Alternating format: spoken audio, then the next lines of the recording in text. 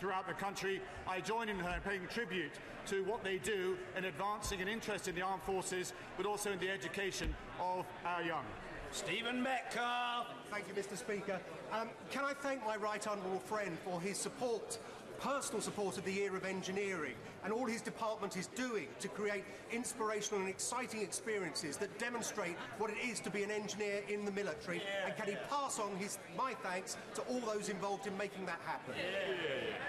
I most certainly will, and as we celebrate 100 years of the Royal Air Force, a key part of driving technological development and also inspiring so many young people to enter a career in engineering, seeing amazing aeroplanes being designed and flown, and that's an inspiration for many future generations. And Robert Court. Thank you, Mr. Speaker. In this 100th centenary year of the Royal Air Force, will my right honourable friend join me in celebrating their extraordinary achievements and encourage as many people as possible to see the exhibition on Horse Guards and the flypast tomorrow? I can categorically assure him that yes, I will. Thank you. Order. Statement, the Prime Minister.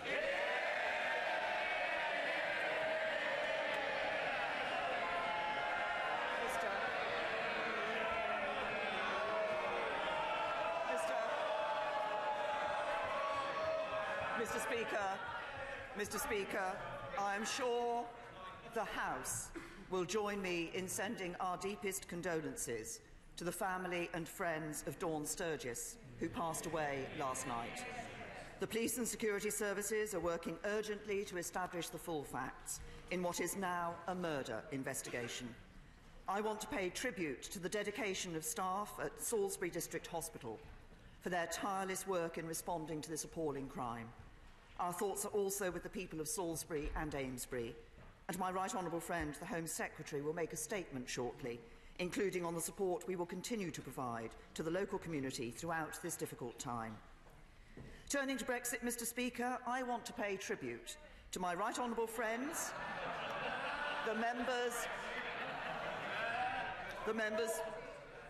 for Halton Price and Howden, and Uxbridge and South Ruislip for their work over the last 2 years.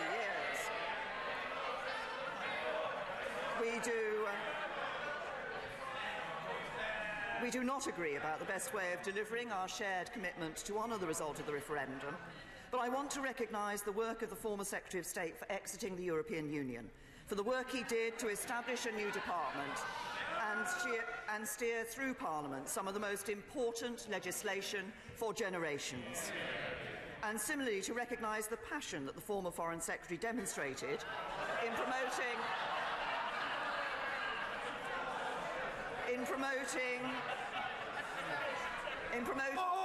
Order! A very unseemly atmosphere. I want to hear about these important matters. And I think the House should. The Prime Minister. Thank you. That the former Foreign Secretary demonstrated in promoting a global Britain to the world as we leave the European Union. And I'm also pleased to welcome my honourable friend, the member for Esher and Walton, as the new Secretary of State for exiting the European Union. Mr. Speaker, on Friday at Chequers, the Cabinet agreed a comprehensive and ambitious proposal that provides a responsible and credible basis for progressing negotiations with the EU towards a new relationship after we leave on the 29th of March next year. It is a proposal that will take back control of our borders, our money and our laws, but do so in a way that protects jobs, allows us to strike new trade deals through an independent trade policy, and keeps our people safe and our union together. Before I set out the details of this proposal, I want to start by explaining why we are putting it forward. The negotiations so far have settled virtually all of the withdrawal agreement, and we've agreed an implementation period which will provide businesses and governments the time to prepare for our future relationship with the EU. But on the nature of that future relationship, the two models that are on offer from the EU are simply not acceptable. First, there is what is provided for in the European Council's guidelines from March this year. This amounts to a standard free trade agreement for Great Britain, with Northern Ireland carved off in the EU's customs union and parts of the single market, separated through a border in the Irish Sea from the UK's own internal market. No Prime Minister of our United Kingdom could ever accept this, It would be a profound betrayal of our precious union. And while I know some might propose instead a free trade agreement for the UK as a whole, this is not on the table because it would not allow us to meet our commitments under the Belfast Agreement that there should be no hard border between Northern Ireland and Ireland. Secondly, there is what some people say is on offer from the EU, a model that is effectively membership of the European Economic Area, but going further in some places and remaining in the customs union for the whole of the UK. This would mean continued free movement, continued payment of vast sums every year to the EU for market access, a continued obligation to follow the vast bulk of EU law, no independent trade policy, with no ability to strike our own trade deals around the world. I firmly believe this would not honour the referendum result. So if the EU continues on this course, there is a serious risk it could lead to no deal. And this would most likely be a disorderly no deal, for without an agreement on our future relationship, I cannot see that this Parliament would approve the withdrawal agreement, with the Northern Ireland Protocol and financial commitments, and without these commitments, the EU wouldn't sign a withdrawal agreement. Mr. Speaker, a responsible government must prepare for a range of potential outcomes, including the possibility of no deal. Including the possibility of no deal.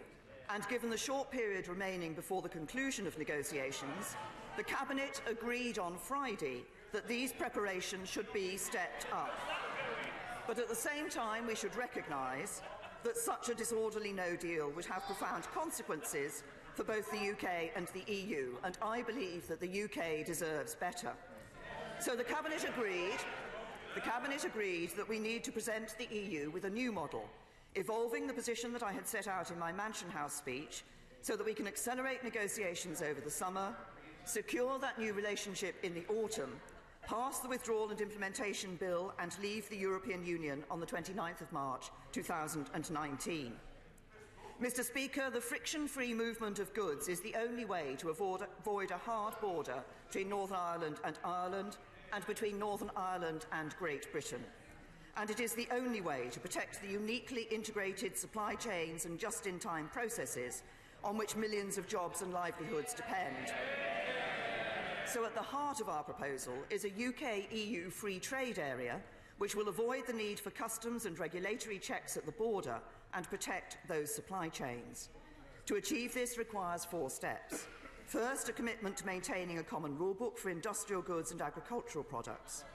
To deliver this, the UK would make an upfront, sovereign choice to commit to ongoing harmonisation with EU rules on goods, covering only those necessary to provide for frictionless trade at the border. This would not cover services, because this is not necessary to ensure free flow at the border, and it would not include the common agricultural and fisheries policies, which the UK will leave when we leave the EU.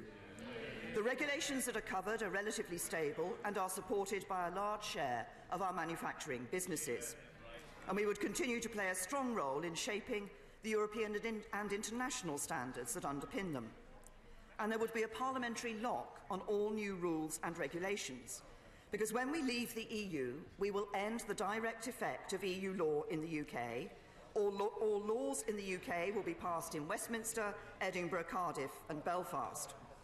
Our Parliament would have the sovereign ability to reject any proposals if it so chose, recognising that there will be consequences, including for market access, if we chose a different approach from the EU. Second, we'll ensure a fair trading environment. So under our proposal, the UK and the EU would incorporate strong reciprocal commitments relating to state aid. We'll establish cooperative arrangements between regulators on competition, and we will commit to maintaining high regulatory standards for the environment, climate change, social and employment, and consumer protection. Third, we would need a joint institutional framework to provide for the consistent interpretation and application of UK-EU agreements by both parties. This will be done in the UK by UK courts and in the EU by EU courts, with due regard paid to EU case law in areas where the UK continued to apply a common rulebook. This framework would also provide a robust and appropriate means for the resolution of disputes, including through the establishment of a joint committee of representatives from the UK and the EU. It would respect the autonomy of the UK and the EU's legal orders, and be based on the fundamental principle that the court of one party cannot resolve disputes between the two. Fourth, the Cabinet also agreed to put forward a new business-friendly customs model, a facilitated customs arrangement. This would remove the need for customs checks and controls between the UK and the EU, because we would operate as if a combined customs territory. Crucially, it would also allow the UK to pursue an independent trade policy. The UK would apply the UK's tariffs and trade policy for goods intended for the UK, and the EU's tariffs and trade policy for goods intended for the EU. 96% of businesses would be able to pay the correct tariff or no tariff at the UK border, so there would be no additional burdens for them compared to the status quo, and they will be able to benefit from the new trade deals that we will strike. In addition, we will also bring forward new technology to make our customs systems as smooth as possible for those businesses who trade with the rest of the world. Some have suggested that under this arrangement the UK would not be able to do trade deals. They are wrong. When we have left the EU, the UK will have our own independent trade policy, with our own seat at the World Trade Organization and the ability to set tariffs for our trade with the rest of the world. We will be able to pursue trade agreements with key partners, and on Friday, the Cabinet agreed that we would consider seeking accession to the Comprehensive and Progressive Agreement for Trans-Pacific Partnership. Mr. Speaker, our Brexit plan for Britain respects what we have heard from businesses about how they want to trade with the EU after we leave, and will ensure we are best placed to capitalise on the industries of the future in line with our modern industrial strategy. Finally, as I've set out in this House before, our proposal also includes a far-reaching security partnership that will ensure continued close cooperation with our allies across Europe, while enabling us to operate an independent foreign and defence policy. So this is not just a plan that is good for British jobs, but good for the safety and security of our people at home and in Europe too. Some have asked whether this proposal is consistent with the commitments made in the Conservative manifesto. It is. The manifesto said that, and I quote, "As we leave the European Union, we will no longer be members of the single market or customs union, but we will seek a deep and special partnership, including a comprehensive free trade and customs agreement," and that is exactly what the proposal agreed by the Cabinet seeks to achieve. What we are proposing is challenging for the EU. It requires them...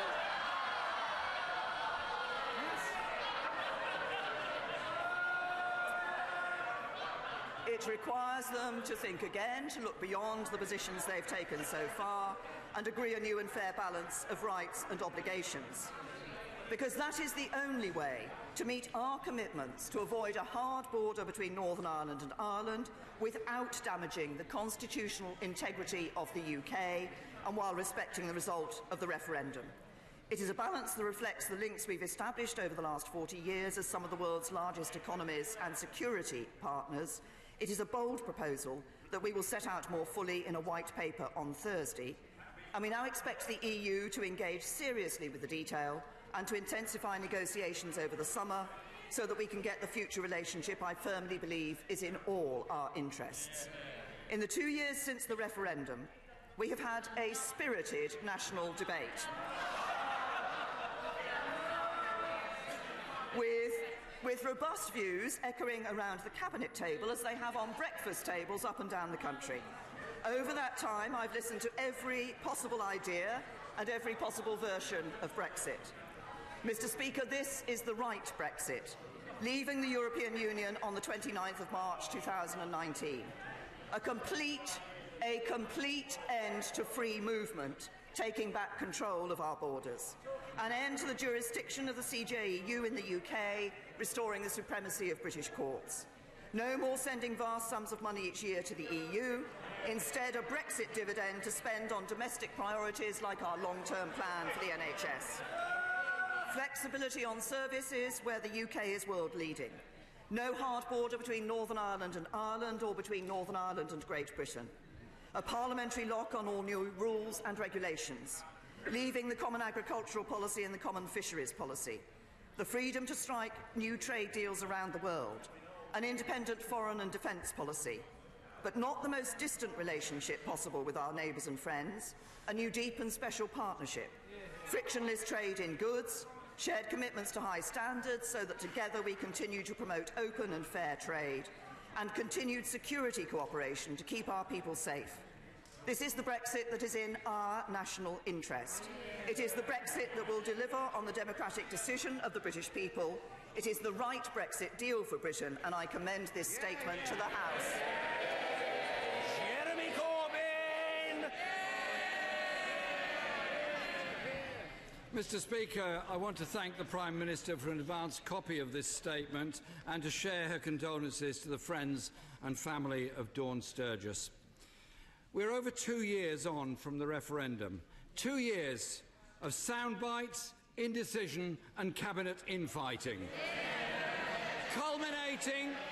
Culminating in a series of wasted opportunities, with more and more people losing faith that this government is capable of delivering a good Brexit deal, and that is just within her own cabinet.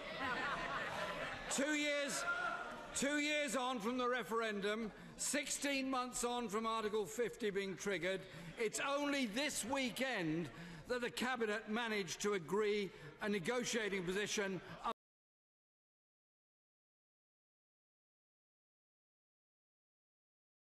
among itself. And that illusion lasted 48 hours.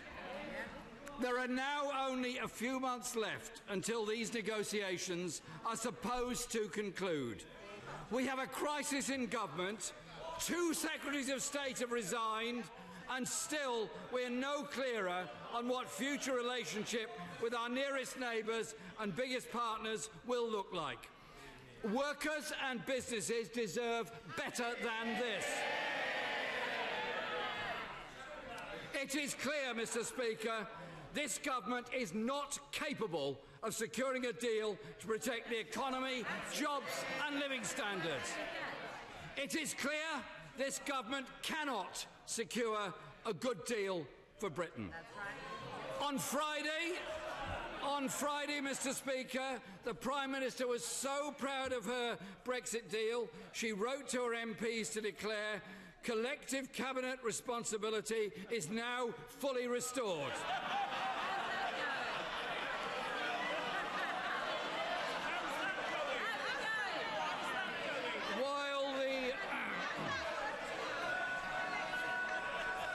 While the Environment Secretary added his own words and said, one of the things about this compromise is that it unites the Cabinet. The Chequers Compromise took 2 years to reach and just 2 days to unravel. Mr. Speaker, how can anyone have faith in the Prime Minister getting a good deal with 27 European Union governments when she can't even broker a deal within her own cabinet? To be fair, and I want to be fair to the former Brexit Secretary and the former Foreign Secretary, I think they would have resigned on the spot on Friday. But they were faced with a very long walk, no phone, and due to government cuts, no bus service either.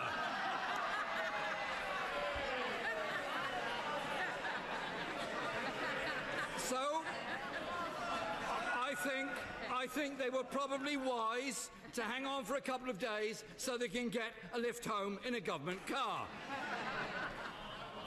I also, Mr. Speaker, want to congratulate the Honourable Member for Esher and Walton on his appointment as the Secretary of State. He now becomes our chief negotiator on an issue that could not be more important or more urgent.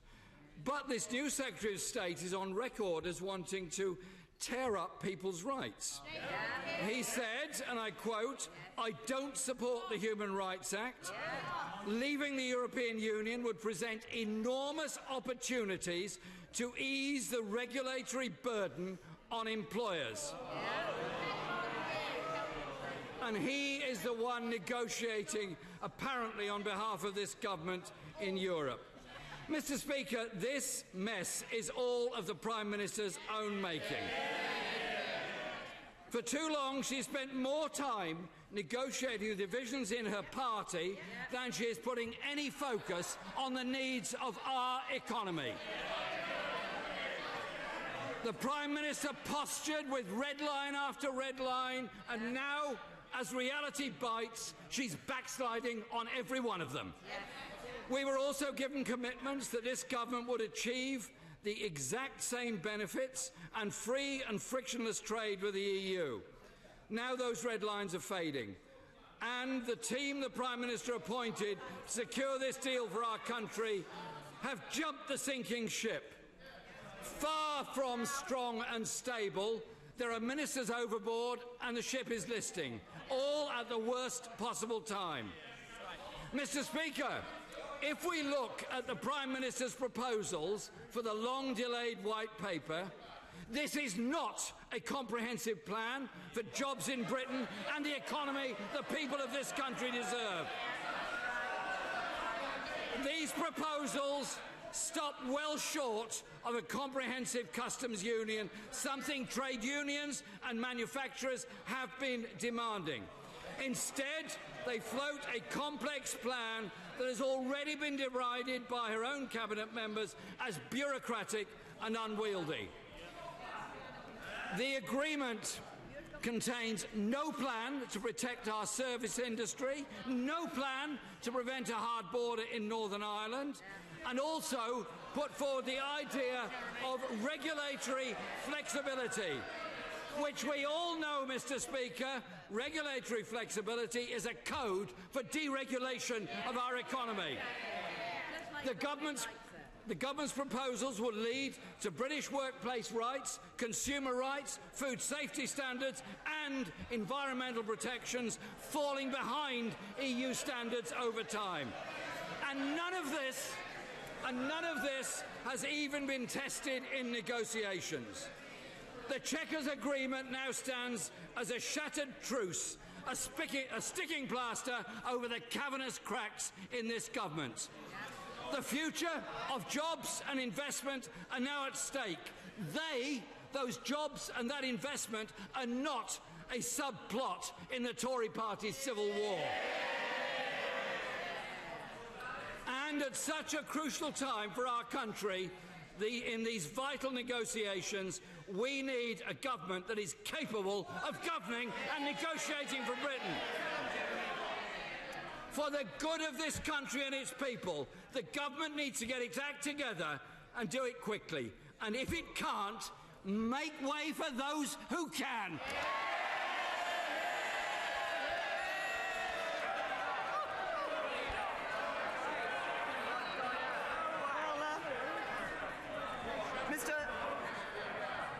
Mr. Speaker, I know the right honourable gentleman has been in this House for quite a long time and he will have heard many statements, and the normal response to a statement is actually to ask some questions. I don't think there are any questions anywhere in that, but nevertheless,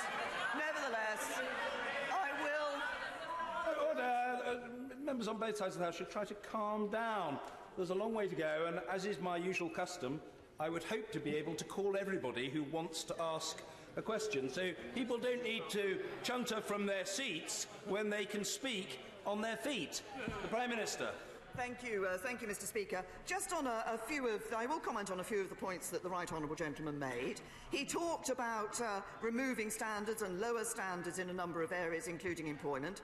As I said in my statement, we will commit to maintaining high regulatory standards for the environment, climate change, social and employment, and consumer protection. He said there was no plan in what I had said to ensure there was no hard border between Northern Ireland and Ireland. In fact, the very opposite. This plan delivers the commitment for no hard border between Northern Ireland and Ireland. At the very beginning of his response, the right honourable gentleman thanked me for early sight of my statement. It's just a pity he obviously didn't bother to read it. Can I also say, he says that this is 2 years on. This is the right honourable gentleman who said immediately after the referendum decision in 2016 that we should have triggered Article 50 immediately with no preparation whatsoever. He talks about delivery. Well, I might remind him that we delivered the joint report in December, we delivered the implementation plan in March, and now we stand ready to deliver on Brexit for the British people with the negotiations that we're about to enter into.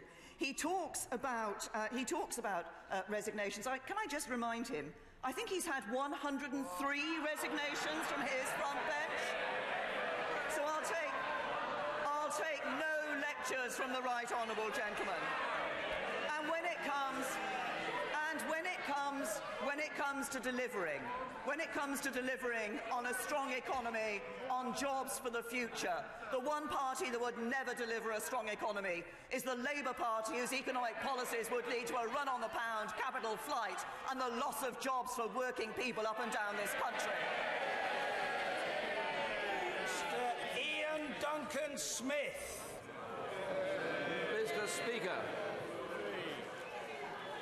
whatever else one's view of this particular plan my right honourable friend has been talking about, I urge her not to accept any single recommendations from the leader opposite, as nobody else in his party does.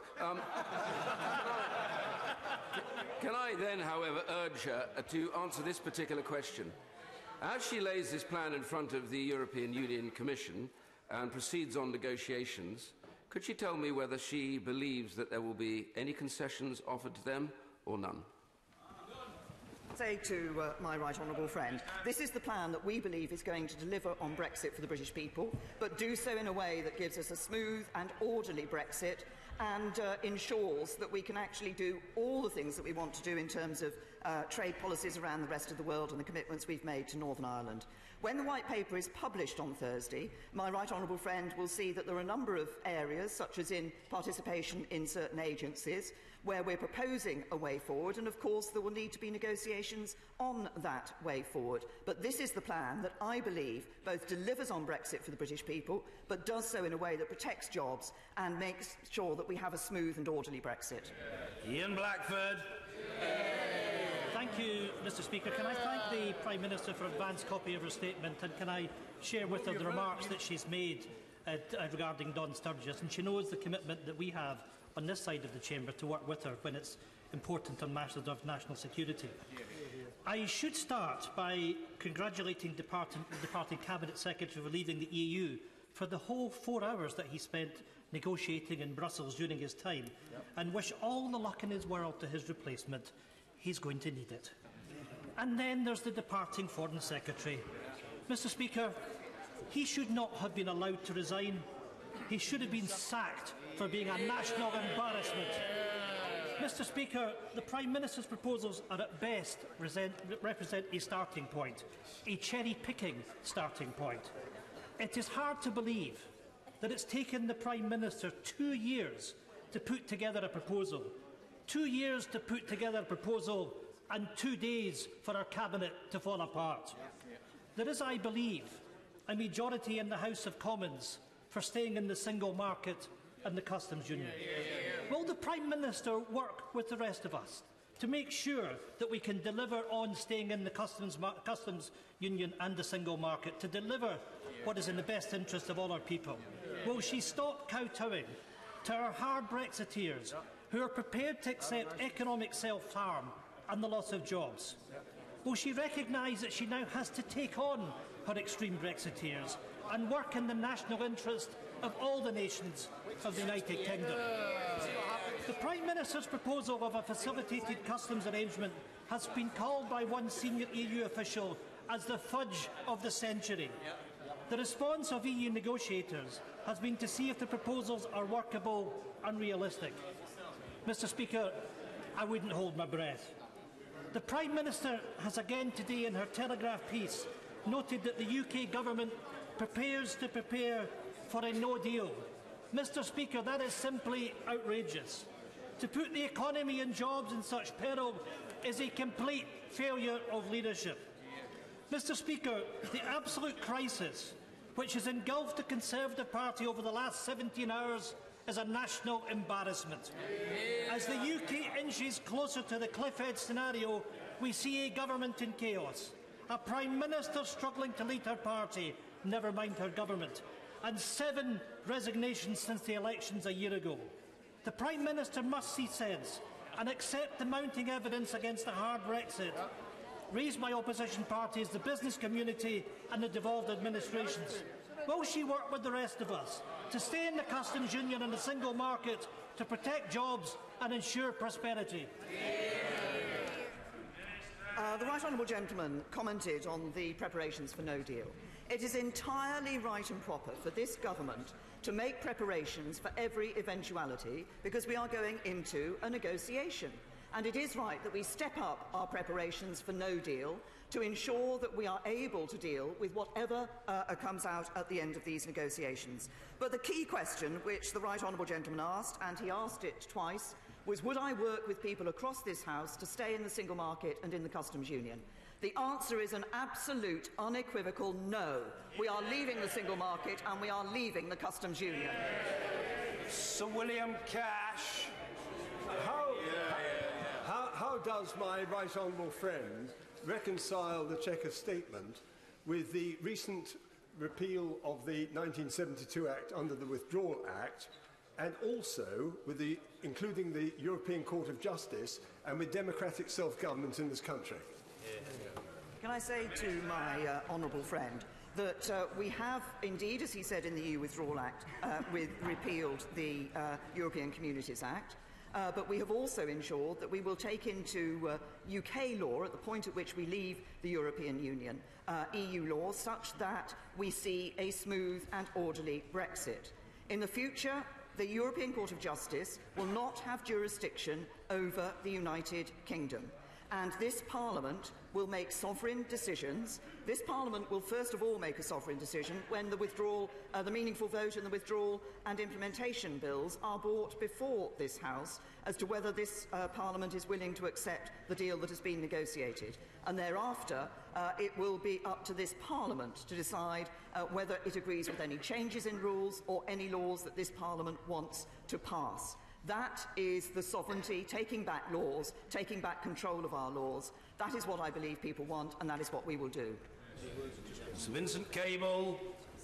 First of all, congratulate the Prime Minister for effectively killing off the United States-UK trade agreement by agreeing to retain EU regulatory convergence, which of course the Americans cannot accept.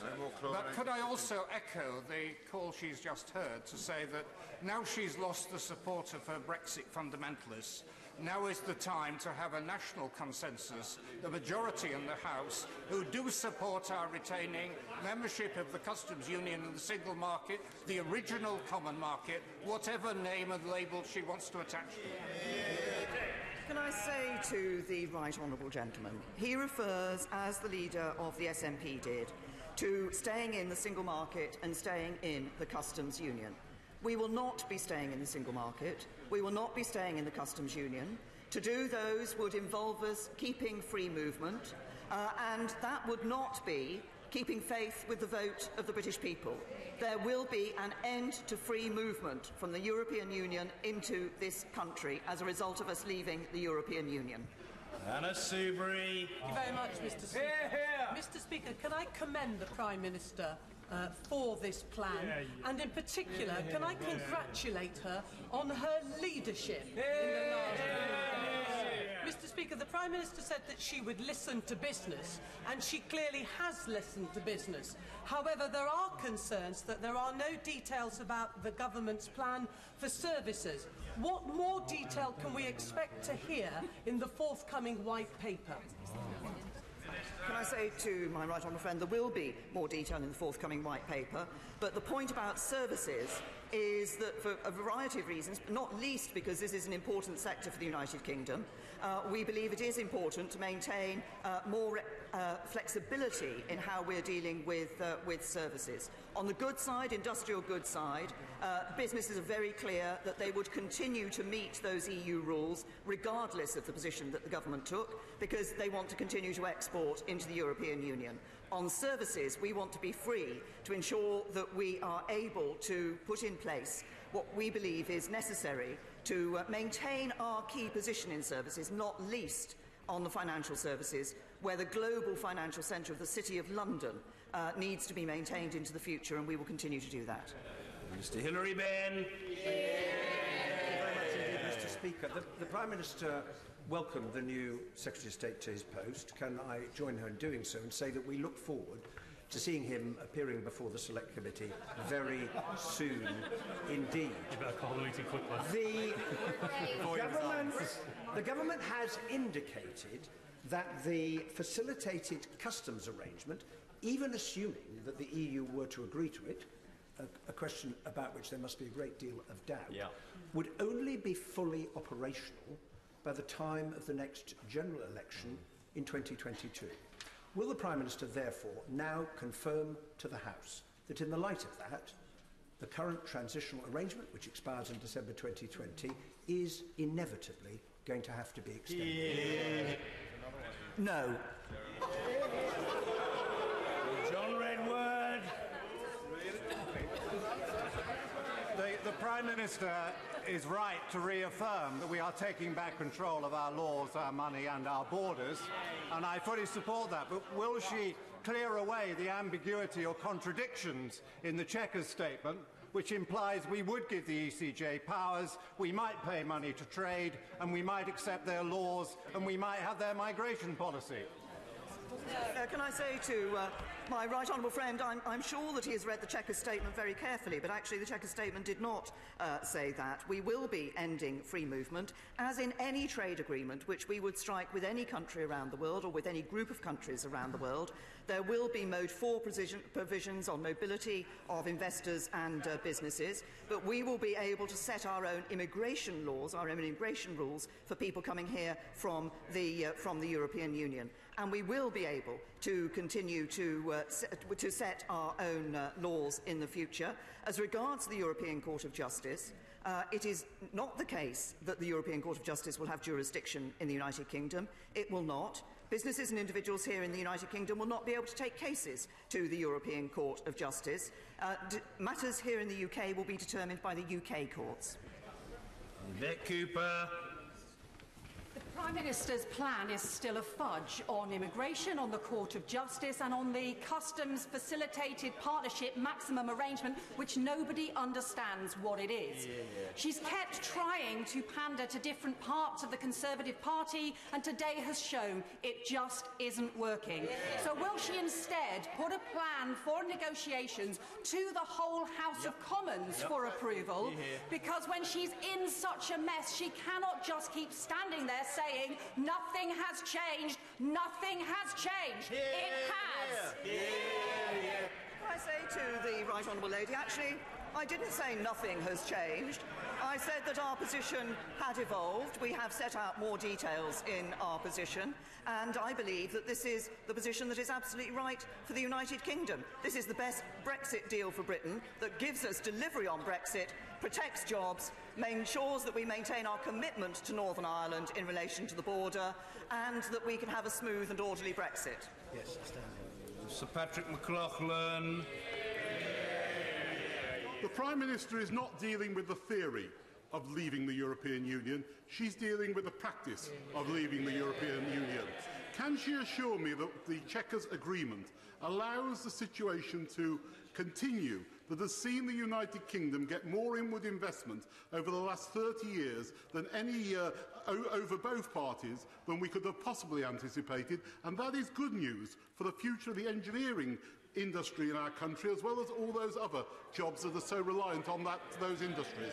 Well, my right honourable friend is absolutely right. We have seen good figures for foreign direct investment into the UK, supporting jobs in the United Kingdom. That will continue in the future. I believe that the plan which I have set out, with its clear momentum for frictionless trade with the European Union, while giving us the freedom to strike trade deals around the world, will be one that is welcomed by businesses and investors, and we will see more investment and more jobs in the UK. Mr. Nigel Dodds. Thank you, Mr. Speaker. Among the matters agreed in the Chequers communique, there was reference, of course, to the continuing obligation of the government to the backstop arrangement, so-called. Can the Prime Minister make it very, very clear? I've heard her very clear statement about the main deal as far as the Union is concerned. I welcome that. But can't she make it very clear that as far as the backstop is concerned, she stands by her rejection of the EU's legal interpretation, and that there will be no constitutional, political or regulatory differences between Northern Ireland and the rest of the United Kingdom in the backstop? Can I say to the right honourable gentleman, as he has invited me to do, I'm happy to say that I continue to reject the protocol proposal, the so-called backstop that was put forward by the European Union, by the European Commission earlier in this year. The fact that that would have effectively carved Northern Ireland out away from the rest of the United Kingdom and kept Northern Ireland in the customs union and most of the single market would have meant that border down the Irish Sea. That is completely unacceptable to the government of the United Kingdom. Nicky Morgan. Mr. Speaker, delivering a referendum result was always going to involve a series of compromises and trade-offs. So I want to support the position that the Prime Minister achieved with the Cabinet on Friday at Chequers, which absolutely puts business and jobs at the heart of any Brexit deal. That is in the national interest. And I think that the Prime Minister has the vast majority of the country behind her in delivering a Brexit in the national interest. Is she able to say when we expect perhaps to hear the initial reaction from the European Union after publication of the White Paper on Thursday? Well, can I say to my right honourable friend that I've had conversations with a number of European leaders over recent days, and the indication is that they do feel that this is a proposal that can ensure that we move the negotiations on and move those negotiations on at pace. I will be seeing a number of European leaders over the next couple of days. We're hosting the Western Balkans Summit tomorrow, for example, and then obviously there is the NATO Summit. I believe this is a plan which is good for the United Kingdom, and I believe it's a plan which the European Union will see will lead to a deep and special partnership that will be in both our interests. Then Bradshaw. I believe the Prime Minister to be a rational human being.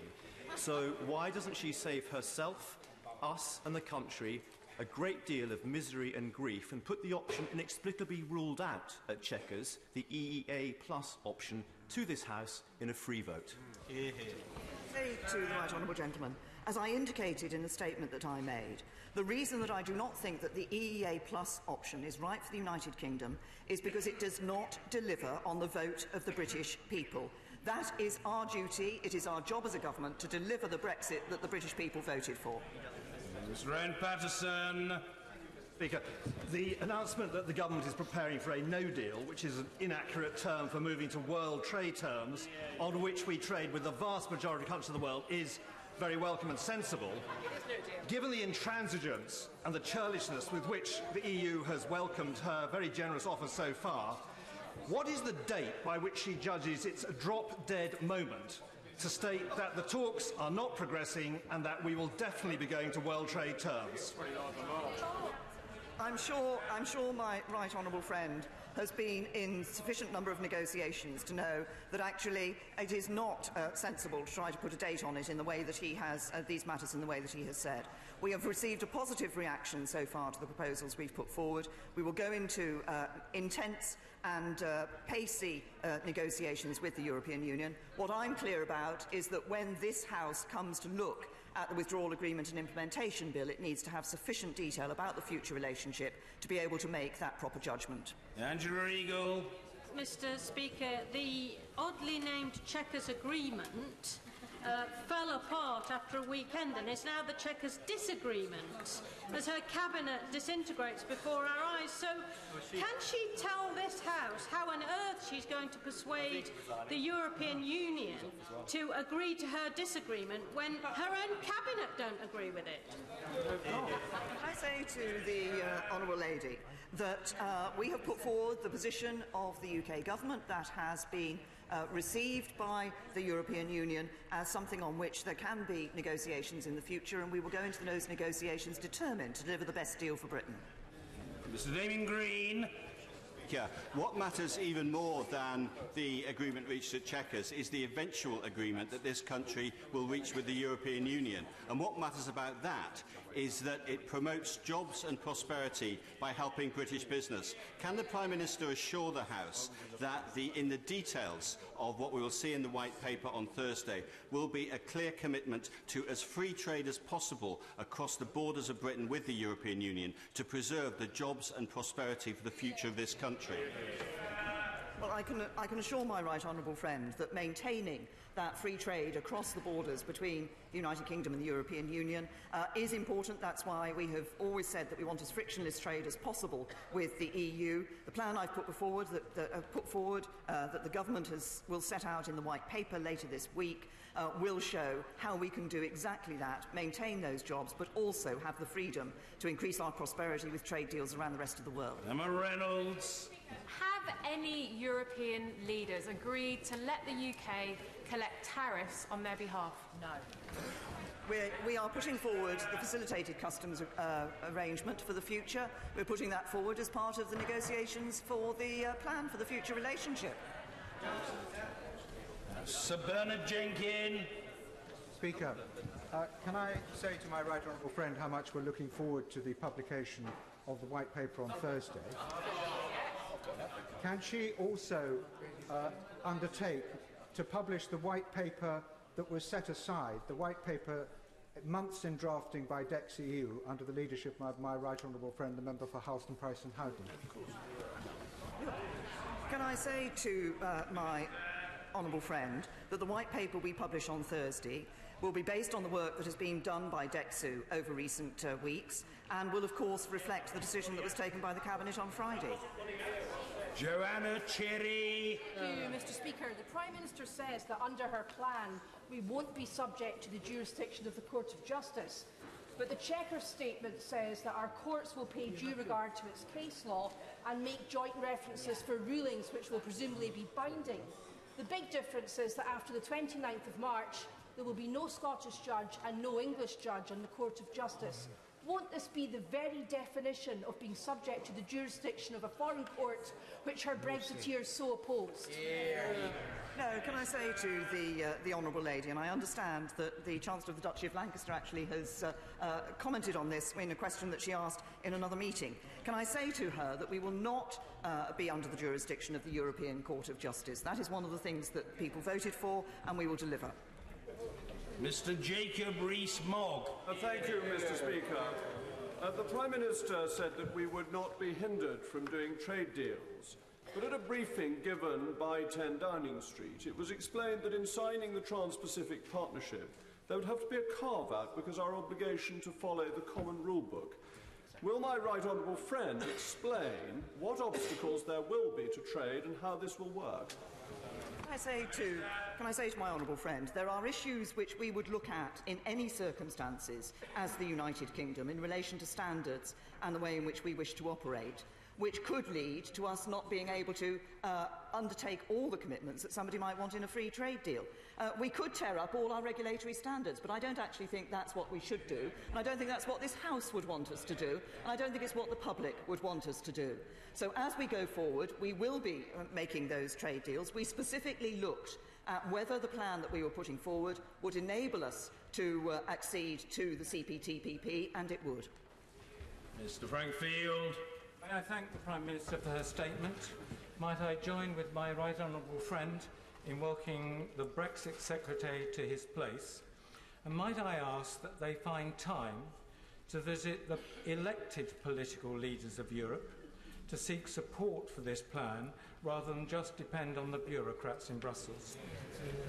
The right honourable gentleman is absolutely right. I myself am speaking to elected leaders across Europe.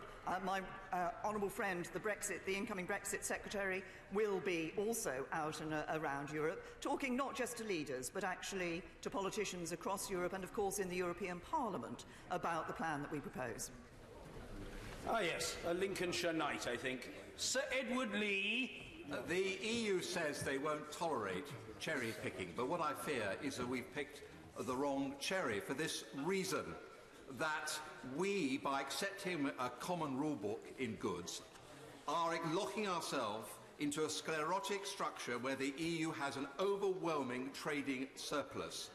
Will this not severely constrain our ability to make our business more competitive and to undertake free trade deals? So the Brexit will no longer mean Brexit. It will mean the Commission, where we will have no vote, regulating our business forever. Now, can I say to my honourable friend that the position that he's set out is not the position for the future. I've been very clear that Parliament will be able to take these decisions about rules in the future. But the reality is, somebody said earlier that I'm dealing not with the theory, but the reality and the practicality of Brexit. The practicality of Brexit is that our businesses who want to export to the European Union will continue to operate to the European Union's rulebook in industrial goods. Just as, when we sign trade deals with other parts of the world, we will need to ensure that both sides are able to operate to the rules that are appropriate there. So businesses will continue to apply these rules regardless. By operating in this way, what we are able to do is to ensure that frictionless border between the UK and the EU, a frictionless border which is important to deliver on our commitments for Northern Ireland while maintaining the constitutional integrity of the United Kingdom, and important in ensuring that we maintain the jobs that rely on the integrated supply chains that have grown up over decades. Mr. Speaker, the Prime Minister has proposed a free trade area for goods, but the fact is our services sectors have been left out and left behind by this government. Tech UK, which represents 700 firms that employ over 700,000 workers in the technology sector, has said that a deal such as that she has proposed will reduce access to EU markets, will be confusing for consumers and add to complexity for business. Why is she ignoring these services businesses which make up most of the British economy? This is not about ignoring services businesses. This is about seeing that services is one of the areas where we have great opportunities in our trade deals around the rest of the world. It is also about recognising the importance and the significance in financial services of the City of London, and the importance of ensuring that we're able to have regulatory cooperation, but the freedom to be flexible in these areas. Mr. Peterbone. Thank you, Mr. Speaker. On Saturday mornings, I lead the listening team in Wellingborough. We have an hour's meeting when we talk about national and local politics, and then we go out and campaign for 2 hours. This week, the activists were so disappointed about what had happened at Chequers. They were betrayed. They said they were betrayed, and they asked why. They asked why do we go out each and every Saturday to support the Conservative Party, gets MPs elected. And, sir, for the first time in over 10 years, that group refused to go out and campaign. What would the Prime Minister say to them?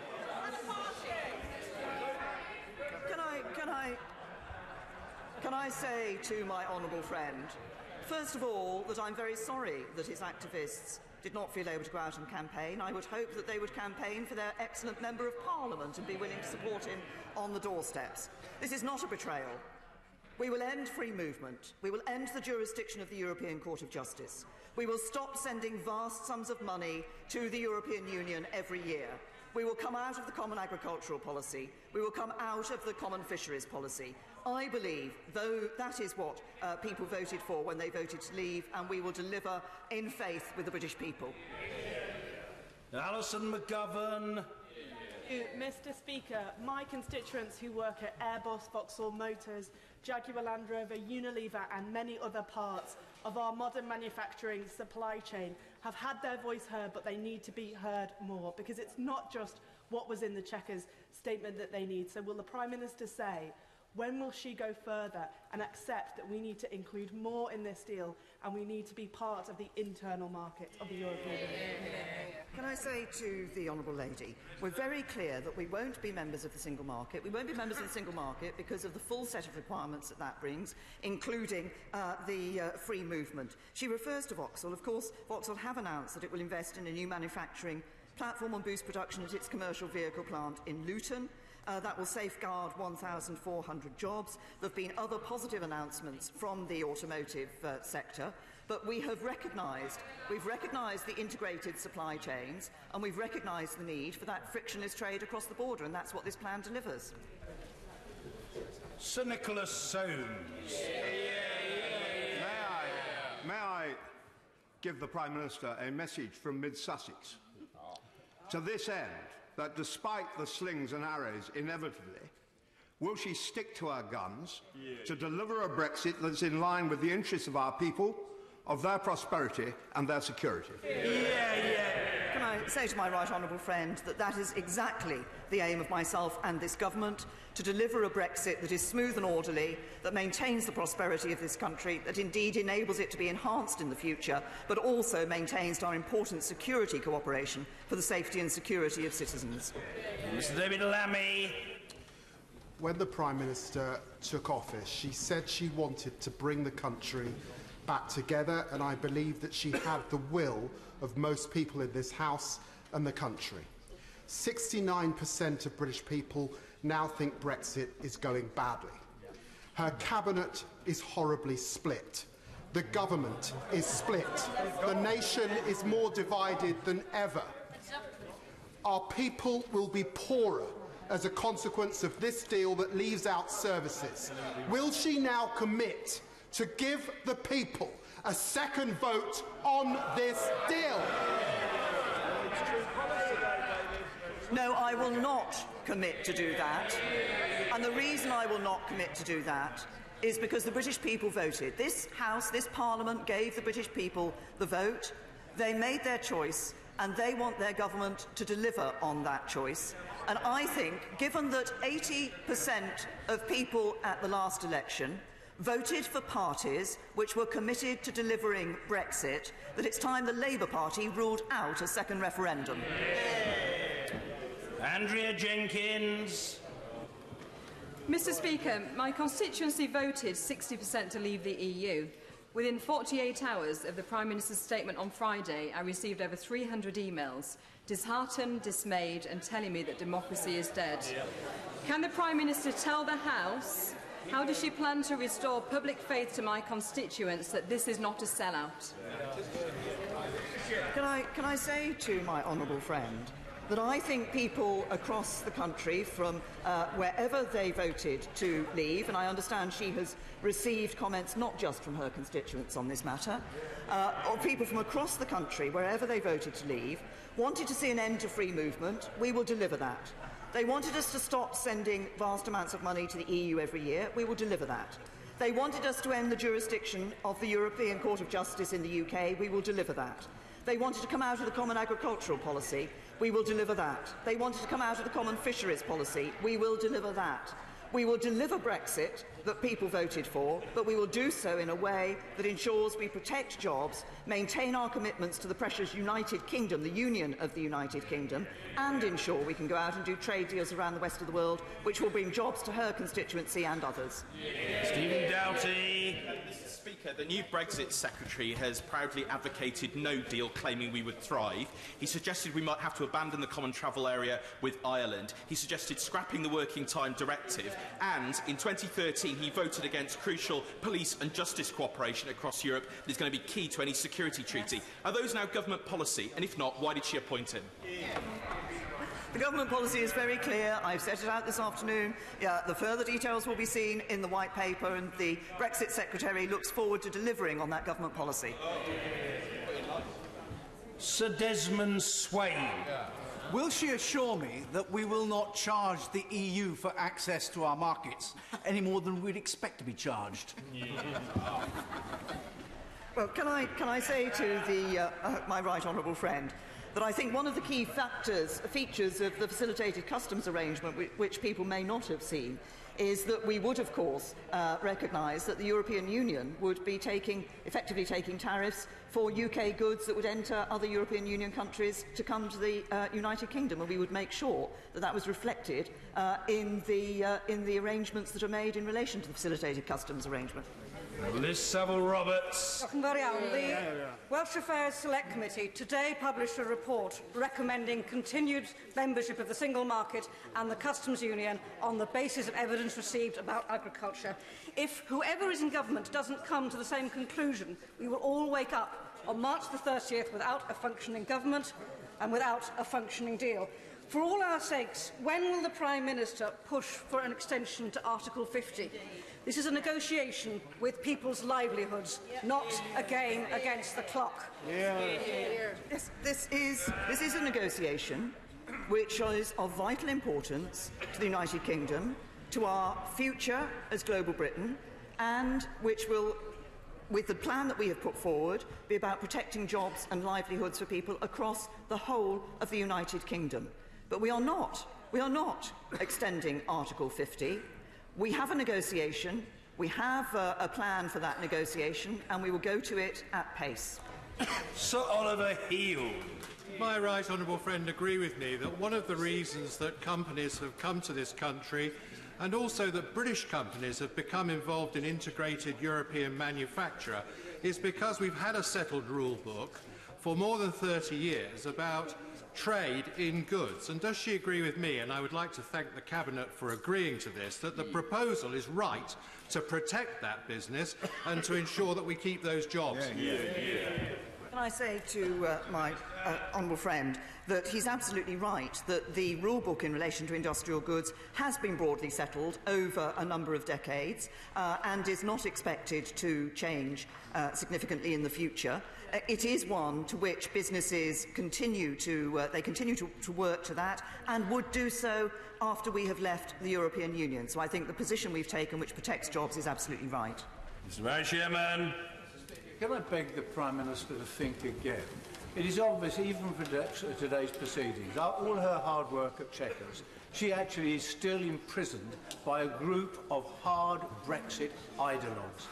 Would she change her mind, speak to those who have a real desire for the national interest in withdrawing from the European Union, and take a rather different view, but for having a vote in Parliament on the Chequers Agreement?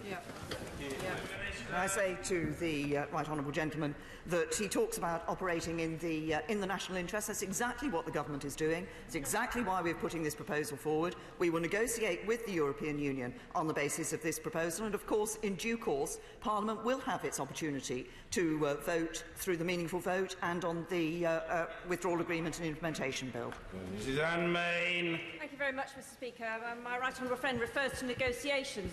And of course, negotiations is about give and take, and some people may think we have given rather too much, but I'm actually not sure that the European Union will take it. I think they want us to give a little more and a little more. Can I ask that she will recall Parliament over the summer if in those deep and pacey negotiations we are asked to give even more?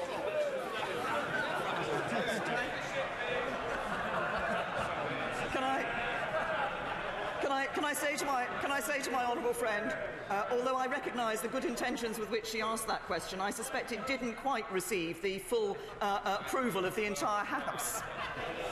Liam Byrne. Mr. Speaker, the Prime Minister should have sacked her Foreign Secretary some time ago as someone who put himself before his party. She now risks putting her party before her country. How can she possibly persuade us that she can negotiate with strength with Brussels when it is clear she leads a divided House and she's struggling to take back control of her cabinet, never mind anything else? The Cabinet has agreed the position that the Government is taking forward. He asks about the ability to achieve in negotiations. I simply point out that that is exactly what we have been doing at every stage in these negotiations. In noticing the honourable gentleman member for Elmet and Rothwell, I note with approval that the bright shirt he's wearing is more reminiscent of Arsenal than of West Ham. Mr. Alex Shelbrook. Well, thank you for that endorsement, Mr. Speaker. My constituency of Elmet and Rothwell contributes roughly about £500 million to the GDP of this nation through mainly small and medium enterprise manufacturing. My right honourable friend note and comment that indeed, the most important thing we must achieve is that those small medium enterprises, which are the lifeblood of this country, are able to supply the big companies no matter where they're able to trade. And actually, this deal actually allows them to expand in all other parts of the world as well.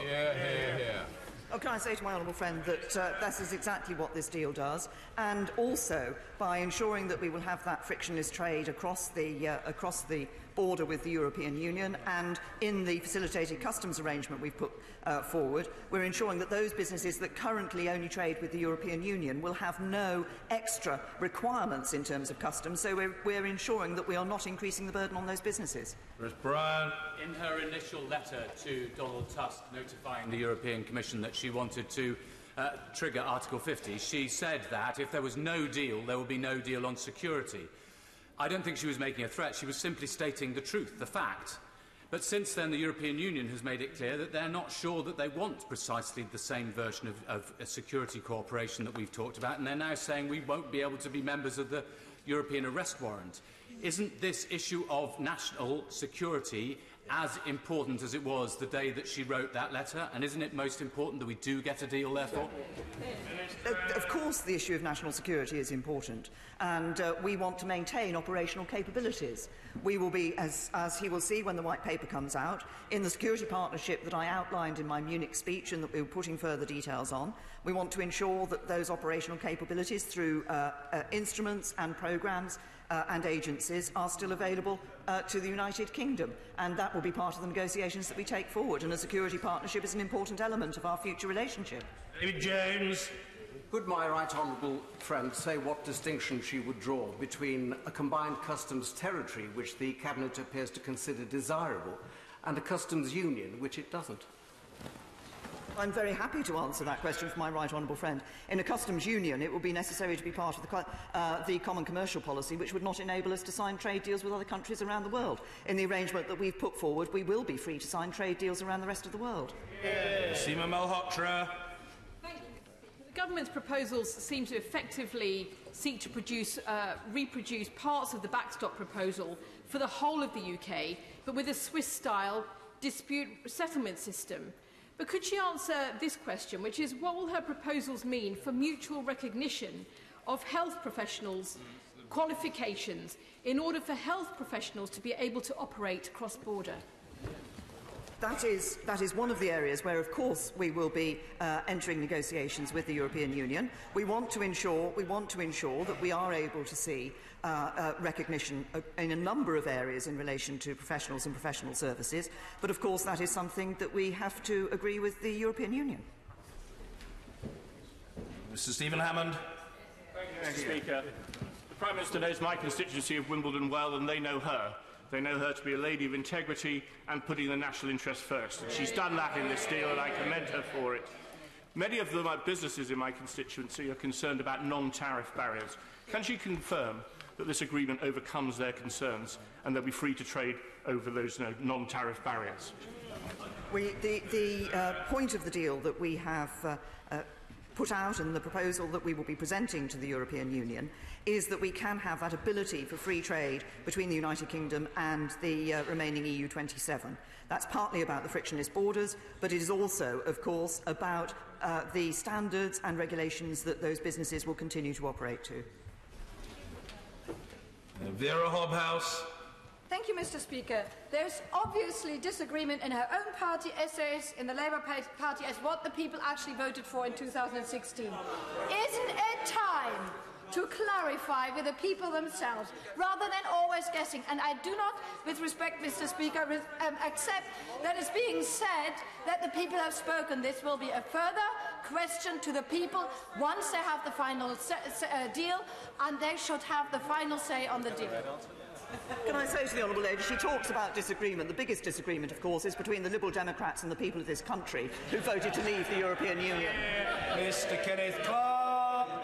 Mr. Speaker, may I warmly congratulate my Prime Minister on the progress that she made at the weekend at Chequers and wish her well in the difficult few days that will no doubt lie ahead before we see the further details in the White Paper, I trust. And is she now confident that the leaders of the other 27 European governments involved will accept this as a reasonable starting position for negotiations based on the realities of business and trade in the modern world, and ask them to speed up as far as possible the serious negotiations that must now begin, with no doubt some modest compromises on both sides before we reach a successful conclusion? Well, can I reassure my right honourable and learned friend that the responses that I've received so far from other European Union leaders are that they have responded positively to the proposals that we have put forward, and indeed at the June European Council, the European Council at 27 agreed that we needed to increase the pace of the negotiations in the future. Pat McFadden. Speaker, on the 18th of December, the Prime Minister told the House, and I quote, "We will be going in and negotiating for services and for goods. We trade at an annual surplus of £28 billion in services with the European Union. Why is it, other than the reasons of internal politics and ideology within the Conservative Party, that she has taken the profit-making trade part of the UK economy and thrown it under the Brexit bus? Can I say to the right honourable gentleman that that is not correct? What we are doing is ensuring that we have the flexibility in relation to services. As we look around the rest of the world, it will be services that will be a significant element of our trade agreements with the rest of the world. It will be in services that we will be able to benefit. We want that flexibility, and that is precisely what we are negotiating for. Vicky Ford. Thank you, Mr. Speaker. The Prime Minister has always been very clear that she seeks a bespoke relationship between the EU and the UK. There are only 9 meetings left of the European Parliament in Strasbourg before we will have left. Can I urge the Prime Minister and members of the Cabinet to keep focused on the timetable and deliver that deal? Can I thank my honourable friend for pointing that out? We will indeed be focused on the timetable, both in negotiations with the European Union, but also recognising the role the European Parliament will play, because they will need to agree and the withdrawal agreement when it has been finalised. Mike Gapes. Mr. Speaker, the Prime Minister has been struggling quite cleverly within the constraints of her self-imposed chains and red lines. Wouldn't it be a bit easier for her if she acted, as was the case in the 1941 crisis, the way that Clement Attlee acted, and we worked in the national interest together to deal with this crisis? Because carrying on as we are will not succeed, and she knows it. Can I say to the honourable gentleman that the government has put forward a proposal in the national interest, but there are differences across this House. It's been obvious from a number of members of the opposition benches who want us to stay in a customs union, want us to stay in a single market, which in my view would not be keeping faith with the vote of the British people. John Barron.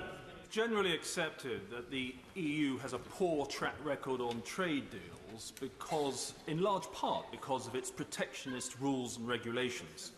Does the Prime Minister accept that in pursuing a common rule book and promising harmonisation, we would be obliging imports from third countries to abide by those same regulations and therefore make trade deals more difficult to achieve?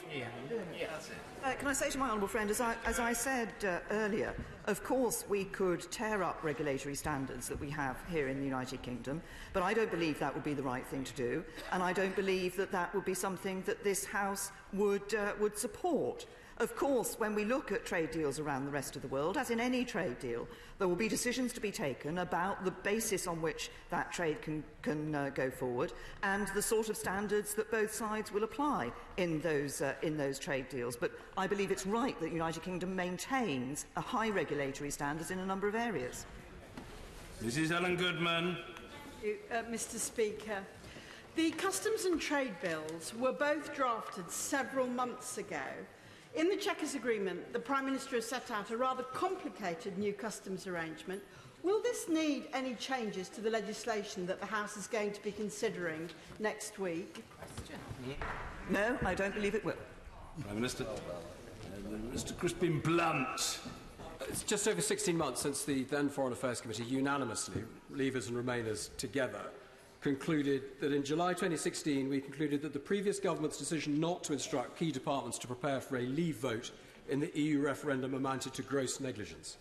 Making an equivalent mistake would constitute a serious dereliction of duty by the present administration.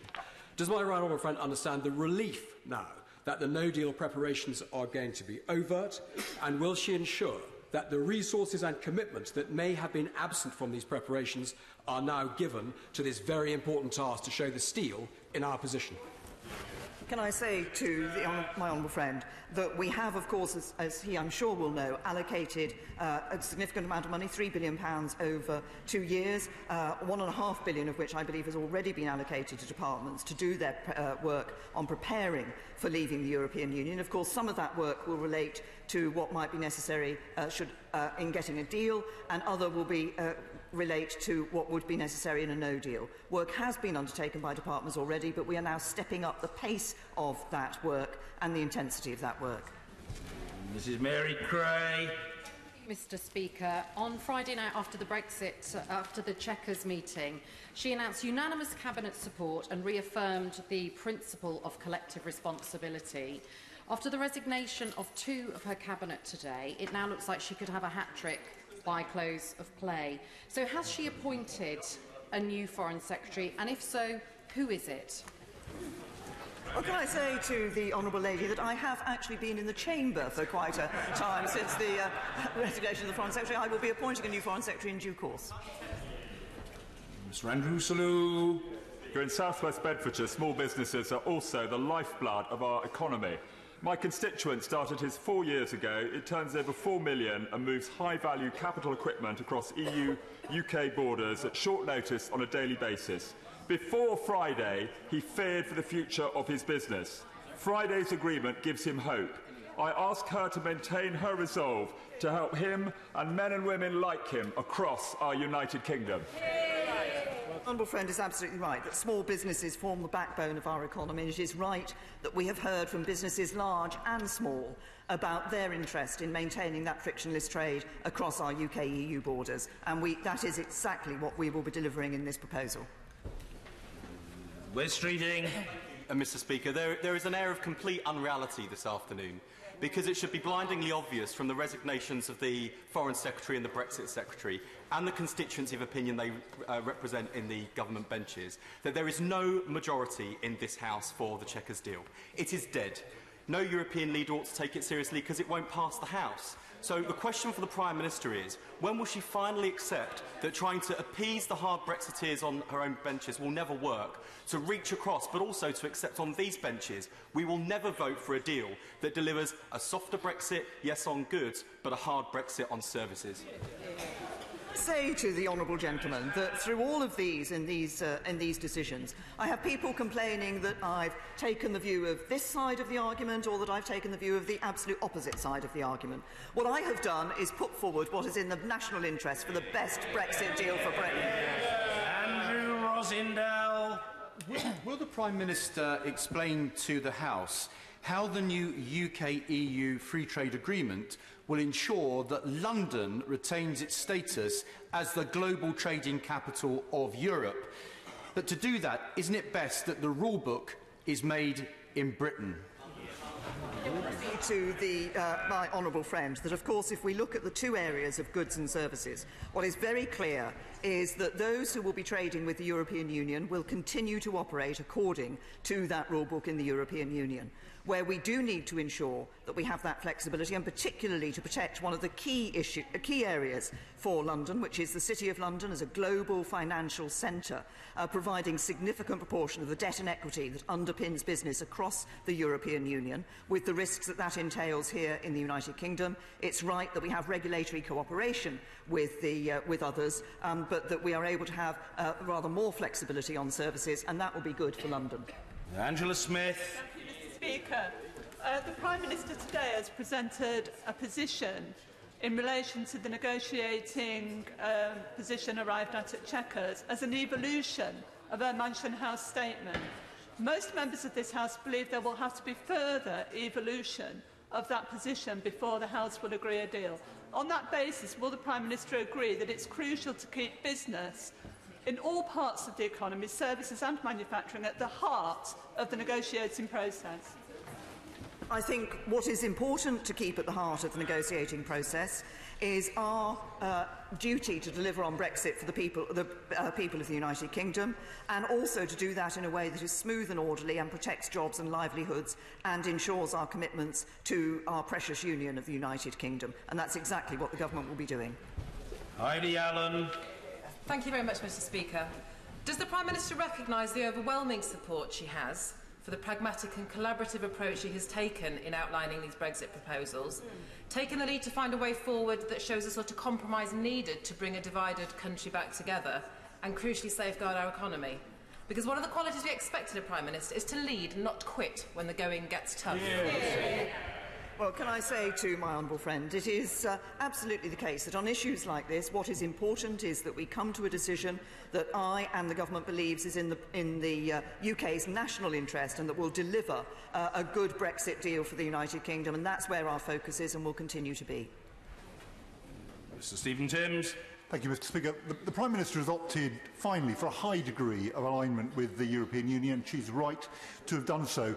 The Government and the EU intend that the UK will stay in the large number of international agreements with countries outside the EU covering trade and other areas, but that will require agreement from those non-EU countries. What progress has there been so far in securing that agreement from those countries? The right honourable gentleman is right in that we are looking to maintain those agreements. Of course, once we're out of the European Union, it will then be possible for us to enhance those agreements, to improve them in negotiation with those countries. Discussions have been held with a number of countries, but also with the European Union, with the European Commission, who have themselves indicated as well that they recognise that this is the right way forward. Sir Geoffrey Clifton Brown. Speaker, further to the question by my right honourable friend from Reigate, every single government in every single particular will need to be ready when we leave the European Union, which could possibly be as early as the 29th of March next year. Will my right honourable friend, the Prime Minister, agree to publish more information so that Parliament can be reassured in this respect?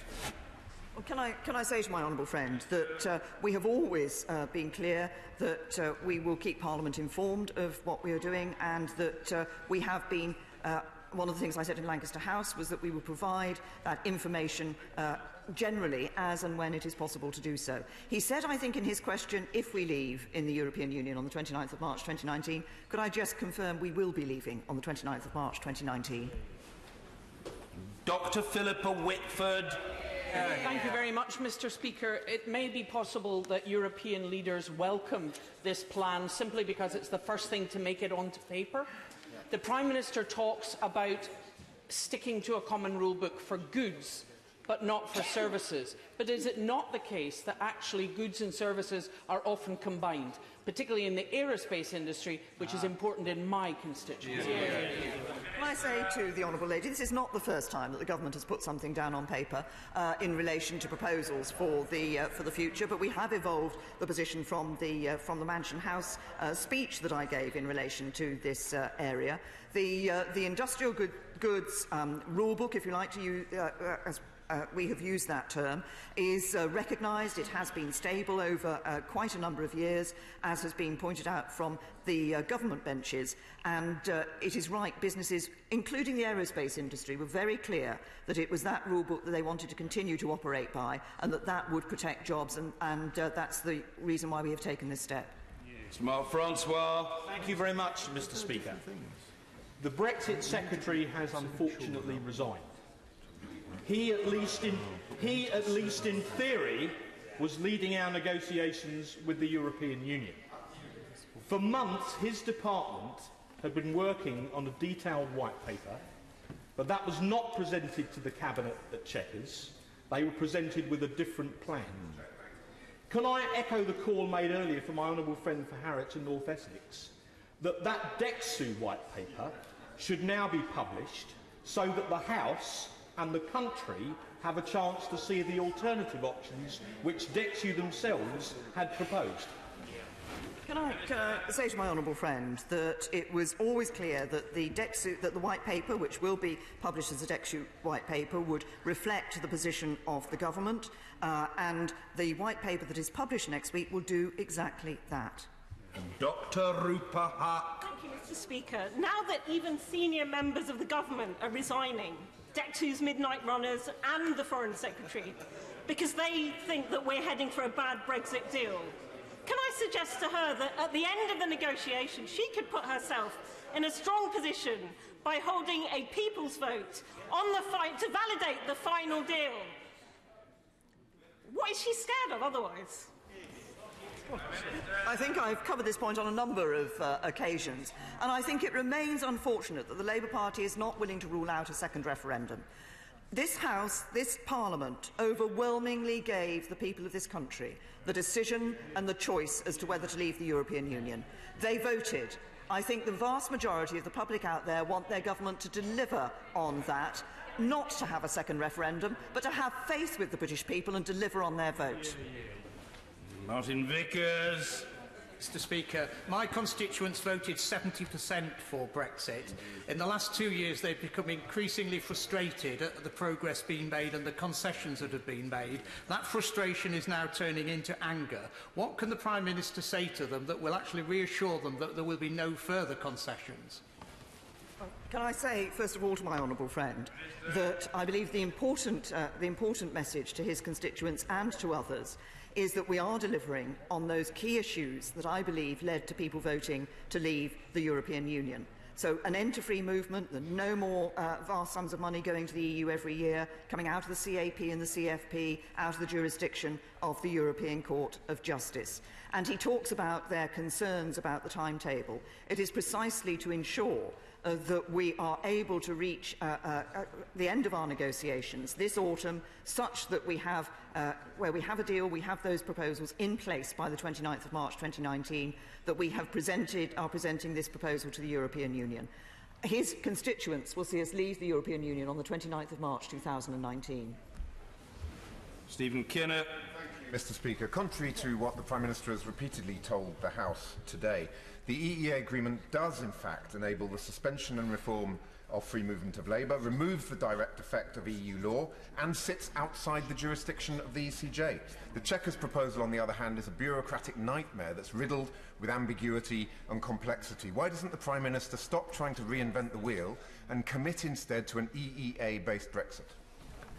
To the honourable gentleman, he might have noticed that this House had an opportunity to vote on the EEA issue within the EU withdrawal bill and voted overwhelmingly against membership of the EEA. Paul Masterton. Speaker, can I welcome the agreement reached by the Cabinet last week and urge the Prime Minister to hold firm in the national interest? But would she agree with me that what we have here forms the basis for a good deal for Scotland? Frictionless trade with the European Union, out of the common fisheries policy, and maintaining and preserving the integrity of the UK's internal market. I say to my honourable friend, I think he is absolutely right. This will be a good deal for Scotland. Crucially, it does deliver on what I believe Scotland wants, which is coming out of the common fisheries policy, and of course it maintains the UK's internal market, which is of significant benefit to Scotland and indeed of more consequence to Scotland than its trade with the European Union. Mr David Hanson. The Prime Minister has said clearly in her statement today that she sees an end to the jurisdiction of the Court of Justice of the European Union over the UK's matters. How does she square that with continued membership of the European arrest warrant?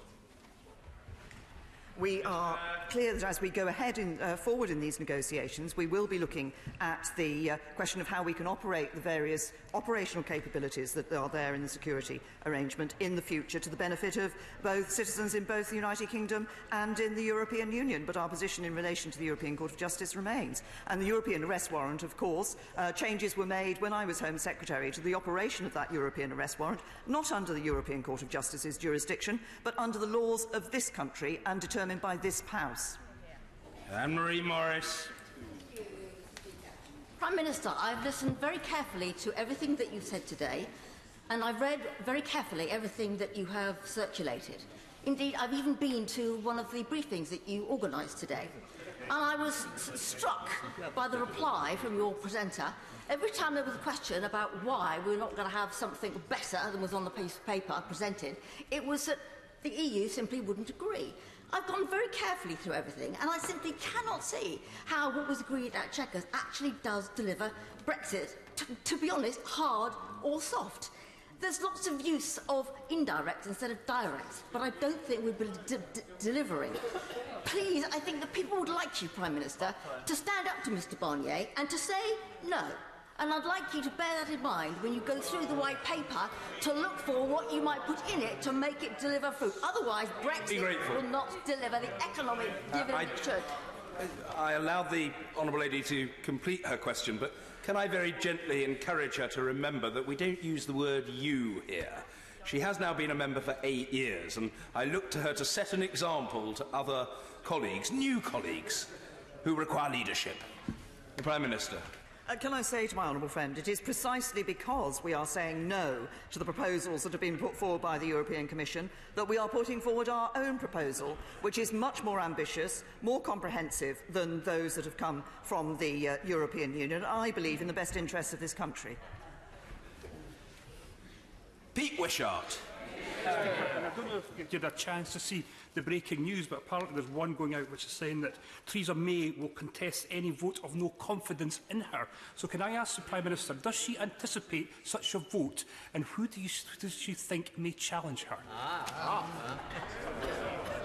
Can I just say to the honourable gentleman, nice try, but I'm getting on with the job of delivering what the British people want.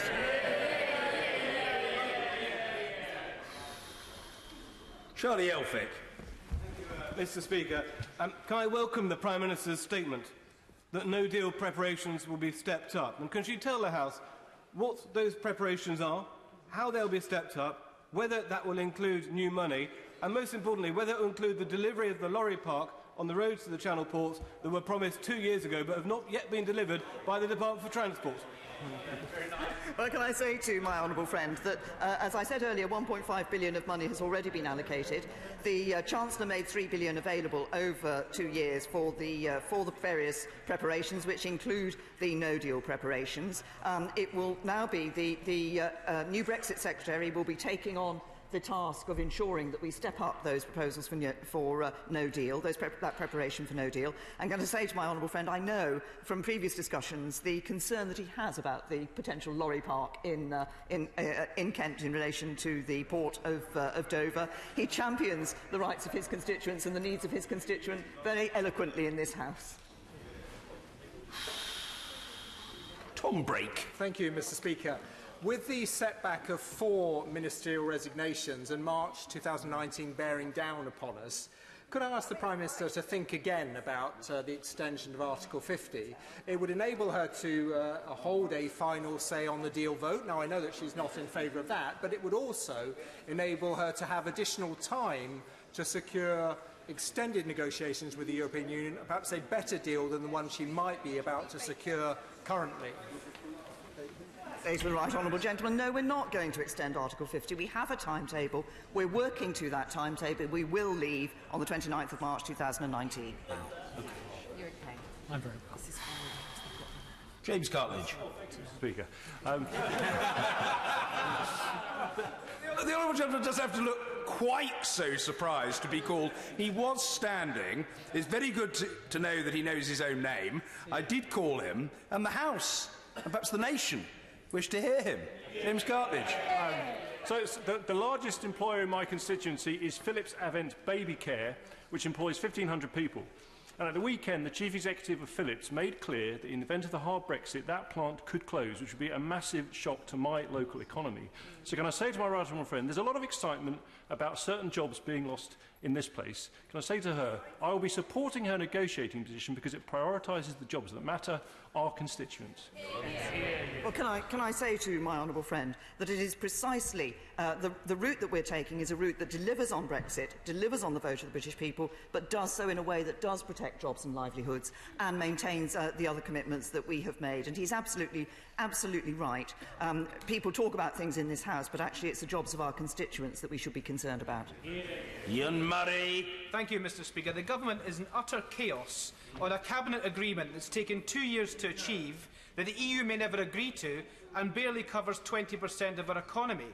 So if it's such a good agreement, why has the Prime Minister lost 2 Secretaries of State that were in charge of the Brexit negotiations? Can I say to the honourable gentleman that he claims the agreement that we have reached, that will be reflected in the white paper that will be published later this week, will set out our intentions across the whole of our economy. We made some very specific proposals in relation to industrial goods, but we will cover the other aspects of our economy and the flexibility that we believe is right in those areas for the future. Donnellan. Mr. Speaker, will the Prime Minister confirm that the mobility framework will be part of an immigration system that we control and we deliver for our economic needs, whilst ending the free movement of labour? I'm happy to give my honourable friend that commitment. We will end free movement. As we come to this agreement with the European Union, of course, there will be a question of what would, in a trade agreement, be a Mode 4 mobility proposal. But we would be looking to ensure that we offer those arrangements around Mode 4 in other trade agreements that we do with the rest of the world as well. But crucially, we will also put in place our own immigration rules in relation to immigration here from the European Union. Kevin Brennan. Mr. Speaker, the BBC's political correspondent has tweeted that the 48 letters have been received. Is the Prime Minister certain? Is the Prime Minister certain there'll be no further resignations from her government over this today? Can I say to the honourable gentleman that there is only one interest in jobs that the government has, and that is the jobs of the people of this country and ensuring prosperity for the future. Helen Whately. Thank you, Mr. Speaker. Brexit has divided the country. With that in mind, can I ask my right honourable friend, is it not essential that we pursue a Brexit that is both true to the referendum result and supports the aspirations and incomes of people whose jobs depend on trade with the European Union? Can I say to my honourable friend that that is exactly the approach the government has taken. We want a smooth and orderly Brexit. We want a Brexit that protects jobs and livelihoods, but we also want to keep faith with the British people and deliver on what the people voted for. That's exactly what we will do. Prime Minister, it has been argued that the agreement on the policy which was agreed at Chequers at the weekend was necessary to protect the constitutional integrity of the United Kingdom, since it would avoid having to implement the backstop arrangement with the Irish Republic. Is it part of the agreement that the government will be signing a legally binding protocol with the EU which would treat Northern Ireland differently? And if not, why is it necessary to have a divisive future trade arrangement which is designed to protect the constitutional integrity of the United Kingdom if that was never in jeopardy? Say to the honourable gentleman, as I indicated earlier, we have rejected the proposal that the European Union put forward in relation to the protocol. The expectation is that there will be a protocol in the withdrawal agreement, but we have always been clear that we believe that the best resolution of the issue of the border between Northern Ireland and Ireland comes within the overall trading relationship that we develop between the United Kingdom and the EU, and that's exactly what this plan delivers. Mr. Henry Smith. Mr. Speaker, in the event that EU negotiators reject the Brexit agreement, can I have an assurance from the Prime Minister that she will rule out any further concessions? Can I say to the honourable gentleman, we have put forward the plan that we believe is the right plan for the United Kingdom. There are, by virtue of it going into negotiation, there are elements of this that we will be negotiating, but we have put forward the plan and the basis on which we believe we can deliver the best Brexit for Britain. Daniel Zeichner. Mr. Speaker, the Prime Minister has outlined a hard Brexit for services, but she'll know people in the tech sector are concerned because they need to keep up with the changes in the world. Last week in the European Parliament, the Copyright Directive was a hugely important decision in which our MEPs played a huge role and our constituents were able to lobby them. Under her proposals, how will we have that kind of influence in future? Or are we going to be like the Italians watching their football team, or not watching their football team, wondering why their team isn't on the pitch in the World Cup? Say to the honourable gentleman, he refers to the issue around services. Some of his honourable friends are complaining that we're going to provide ourselves with the flexibility in services precisely to be able to deal with this issue on that more international basis. So I'm really not sure why the position that he is taking on this. I think it is right that we will have greater flexibility in relation to services for the future. And of course, many of the issues that we're dealing with in services are dealt with on that international basis rather than the European basis. John Penrose. Mr. Speaker, the Prime Minister has rightly been consistent since her Lancaster House speech onwards in promising to deliver the three freedoms of reclaiming control of our laws, our borders and our money. Much of this deal does that. Could she, though, expand a bit more on how we are going to square those promises with a shared rulebook on traded goods and whether or not we are still delivering on those three freedoms she delivered? Can I say to my honourable friend, yes, I believe we are still delivering on the promises that we have made. We won't be sending those vast sums of money to the European Union every year. We will be able to use that money, that Brexit dividend as it's been called, to put money into our public services, and I've already indicated what we will be doing in relation to the National Health Service.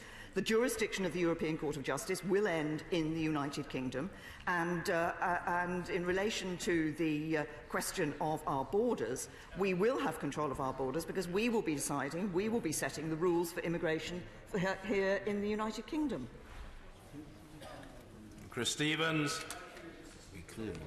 Brexit Secretaries on the record and public views on scrapping the Agency Workers Directive and two-pay regulations. Can the Prime Minister tell me what confidence should my constituents have that these regulations will be maintained post-Brexit? His constituents across the country can have the confidence in a government that has been very clear that we will not be reducing the standards in relation to workers' rights. Indeed, this is a government that is pledged to enhance workers' rights, and that's precisely why we asked Matthew Taylor to do the report on new forms of employment, so that we can ensure that workers' rights and legislation around employment is keeping pace with the changing employment market. Mr. Nigel Evans.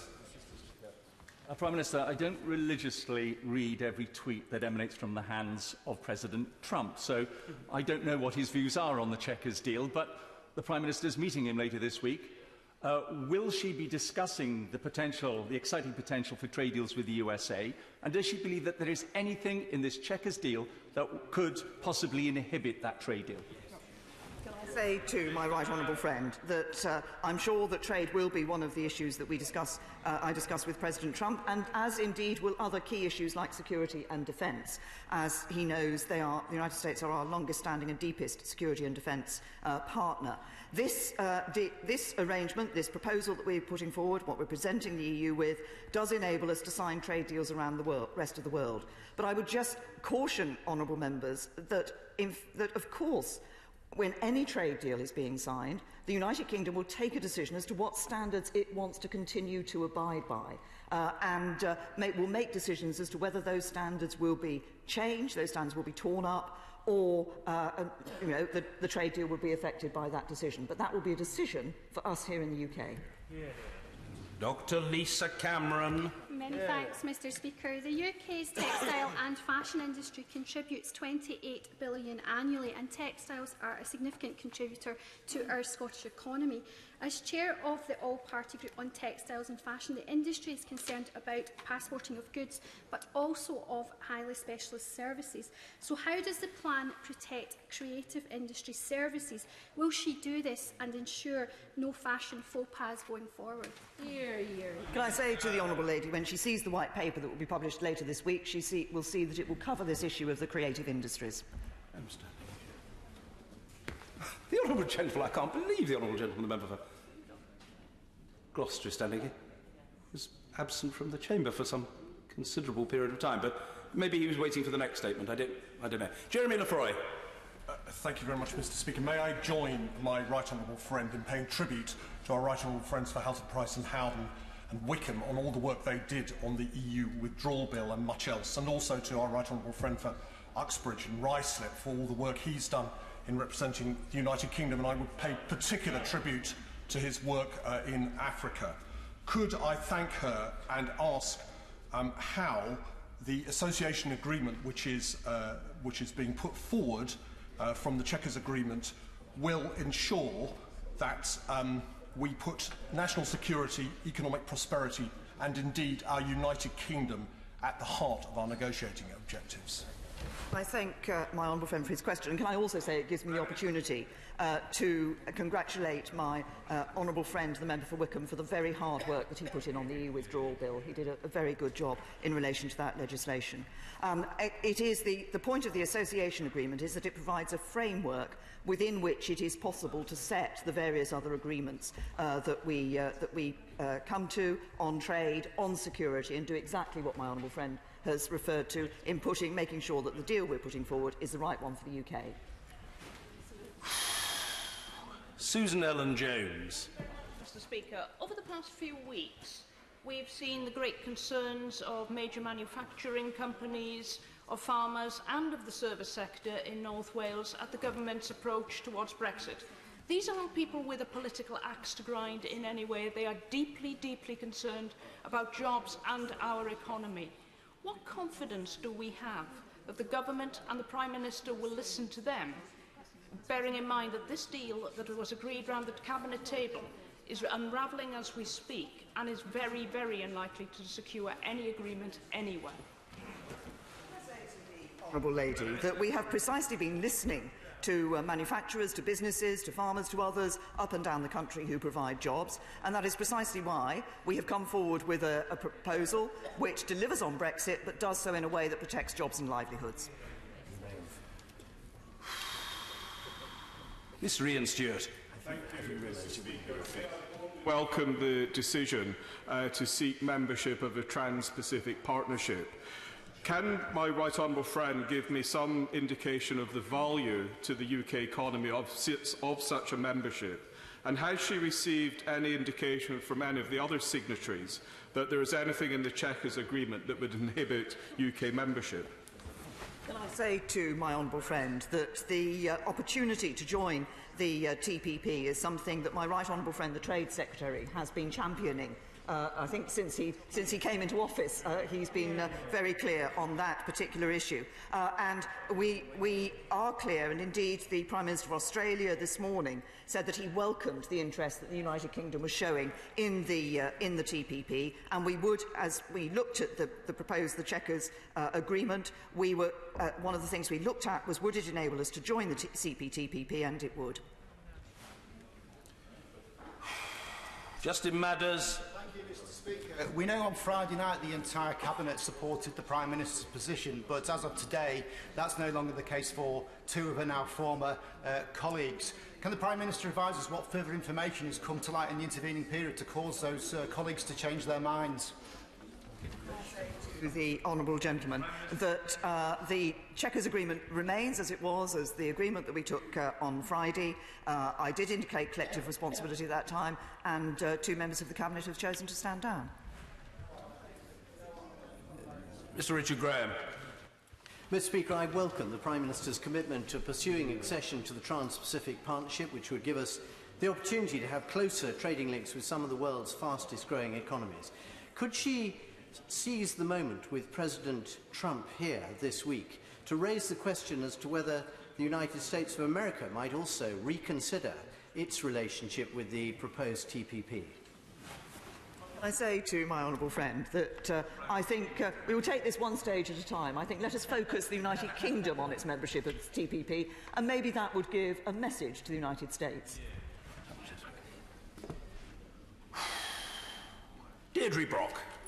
Speaker, the Prime Minister spoke of maintaining high regulatory standards. However, just a week or so, a few weeks ago, her DEFRA Cabinet Secretary's proposal for a post-Brexit environmental regulatory body contained no watchdog powers to bring legal action, nor commitments to enshrine current environmental principles such as precautionary and polluter pays. How will her government ensure those high regulatory standards are fully protected? To the honourable lady, it doesn't require separate bodies to ensure that the government is delivering on high environmental standards. This is something the government is committed to, and she will see us continuing to do so. Chris Phil. Thank you, Mr. Speaker. The Chequers Agreement delivers on the result of the referendum. It also lays the foundation for future trade, and anyone with the nation's interests truly at heart should support it. But when it comes to European negotiations, does the Prime Minister agree that nothing is agreed until everything is agreed, and therefore we're not going to be signing the £39 billion cheque until we get some very strong assurance that the Chequers Agreement, or something very similar to it, will be agreed to? Can I say to my honourable friend, of course, it was the European Union themselves that have used this phrase, nothing is agreed until everything is agreed, and we are very clear as a government that at the time when we come to the finalisation of the withdrawal agreement, we need not only to have sufficient detail on the future relationship, but also have a linkage between these two. This is a package, these are not separate issues. Paul Sweeney. Mr. Speaker, the Prime Minister must now know that her fate is inextricably tied to the success or failure of her maximum facilitation proposal on customs. And I can understand that she's been so eager to go and solicit the views of the other EU 27 member states on the proposal at this stage. So can she answer the question about how many member states has she consulted with at that stage, and is she confident they'll continue to support the idea at the next round of negotiations, given that her own cabinet has failed to support it over the last 24 hours? Can I say to the honourable gentleman, we have put forward a facilitated customs arrangement. I suggest that he looks at the details of the various models that were proposed, and he'll see that his question was not entirely factually correct. But we will be, of course, negotiating these matters with the European Union. Andrew Bridgen. Can my right honourable friend confirm that her Chequers proposals would prevent the mutual recognition of standards, even with highly developed countries such as the United States of America, Australia and New Zealand, effectively ruling out free trade agreements? It would not prevent free trade agreements with those countries. There is a challenge for us in relation to the United States and standards. We support and have always supported a single standards model. Of course, the United States has a different approach in terms of having multiple standards approach, so that would be an issue for us. But this deal enables us to sign trade deals around the world. Jim Shannon. Mr. Speaker, Prime Minister, fishing is so very important across all of the United Kingdom of Great Britain and Northern Ireland. My constituency of Strangford, as you know, voted to leave.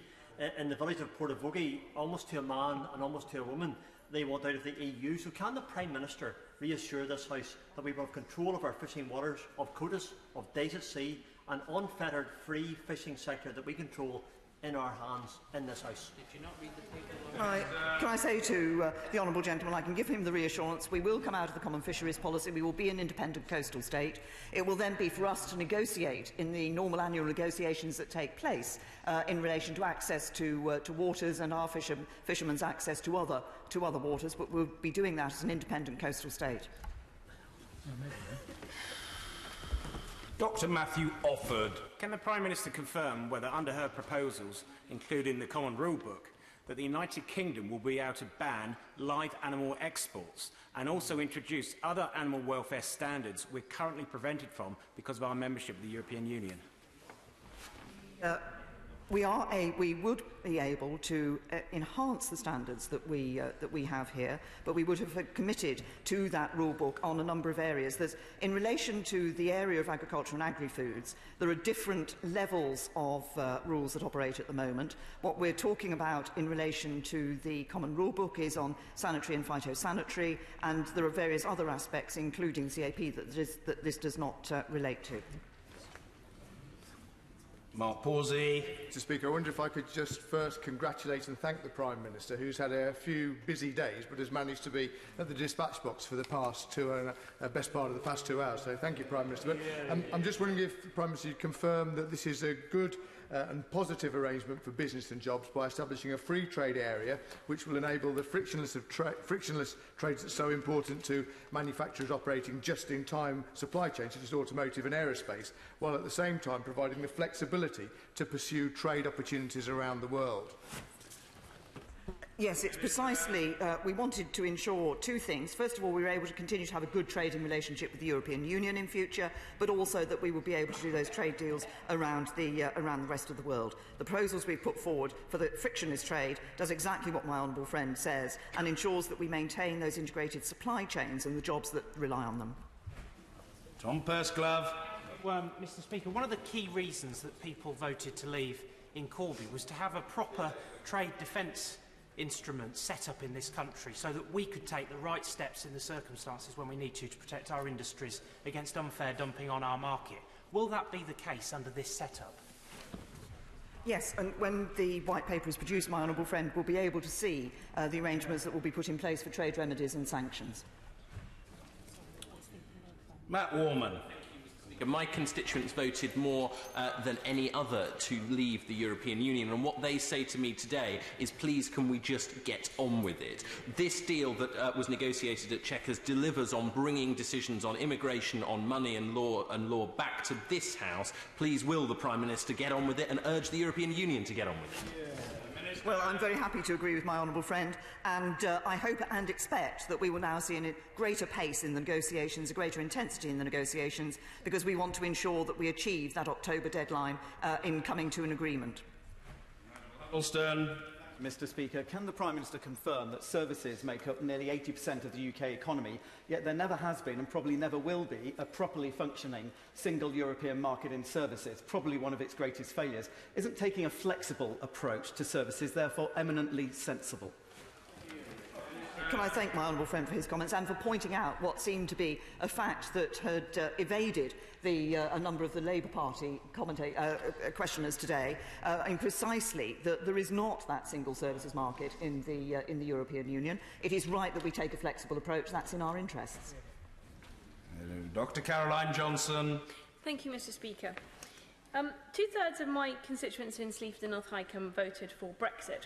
And whilst they are supportive of getting on with the job of getting out of the EU, they look for reassurance of one aspect in particular of the proposed Chequers Agreement, which is the common rule book for goods and agri-food, agriculture and food being a large part of my constituency.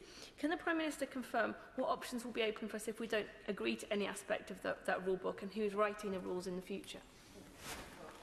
It is important that it will be open to Parliament to make decisions. If any rules change in this common rule book, it will be for this Parliament to determine whether or not it wishes to adopt those new rules. It will, of course, be but there will be potentially a consequence depending on the nature of any changes that are made. But that's precisely why I say that it will be Parliament that will be determining our laws in the future.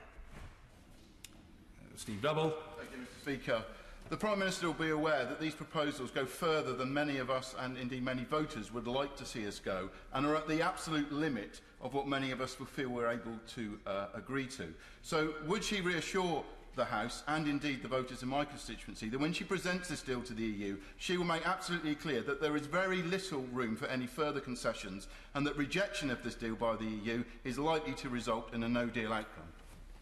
Can I say to my honourable friend that I recognise as we look at this issue, I have been determined to ensure that we can both, as I've said earlier, protect jobs and livelihoods, but also deliver on what people voted for, which is leaving the European Union, and crucially those three issues of control of borders, money and laws. This proposal does indeed deliver on that. That is why the government is putting it forward. We believe it is a good proposal, and I look forward to negotiating it with the European Union. Alex Chalk.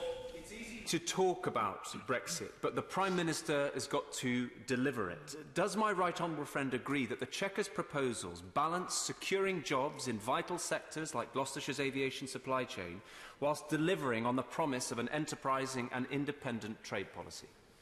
Can I thank my honourable friend and say to him that, of course, there are many theories about Brexit and the type of Brexit that we should have, but he's absolutely right. What we are doing is delivering a practical Brexit in reality, and we should all have concern for the jobs and livelihoods of our constituents as we do that.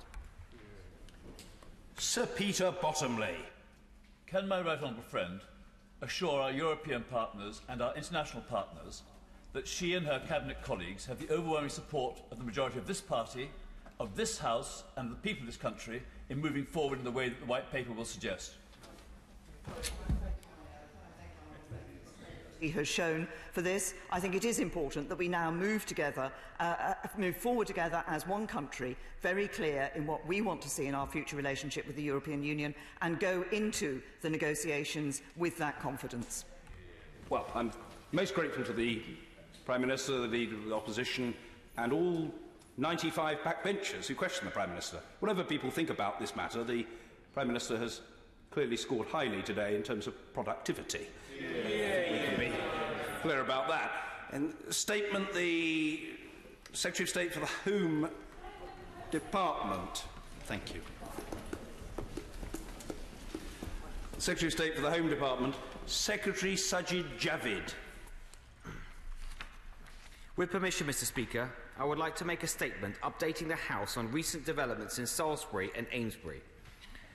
As I told the House last week, a major incident was declared in Wiltshire on Tuesday after two people were found unwell at a home in Amesbury. Both were taken to Salisbury District Hospital, where they were treated for exposure to a nerve agent of the type known as Novichok. This has been identified as the same type of nerve agent that contaminated both Yulia and Sergei Skripal. Mr. Deputy Speaker, it is with profound sadness that I must now inform the House that one of the patients, Dawn Sturgis, died last night at Salisbury District Hospital. And I know that the whole House will want to join me in expressing our sincere condolences to her family and her friends. The police are working to ensure that her family have all the necessary support that they need at this extremely difficult time. I know that the House will also want to join me in expressing our sincere thanks to the police and the emergency services, and to the staff at Salisbury District Hospital for their tireless professionalism and for the dedicated care they provided to Dawn Sturgis, and which they continue to provide to Dawn's partner, Charlie Rowley, who remains critically ill in hospital. I met some of the emergency workers at the weekend, and I know just how hard they have worked and how committed they are to doing the best job possible. Honourable members may also be aware that a police officer working on the investigation presented at Great Western Hospital and was later transferred to Salisbury District Hospital as a precautionary measure. I can report to the House that the police officer was not poisoned, did not require treatment, and has since left the hospital.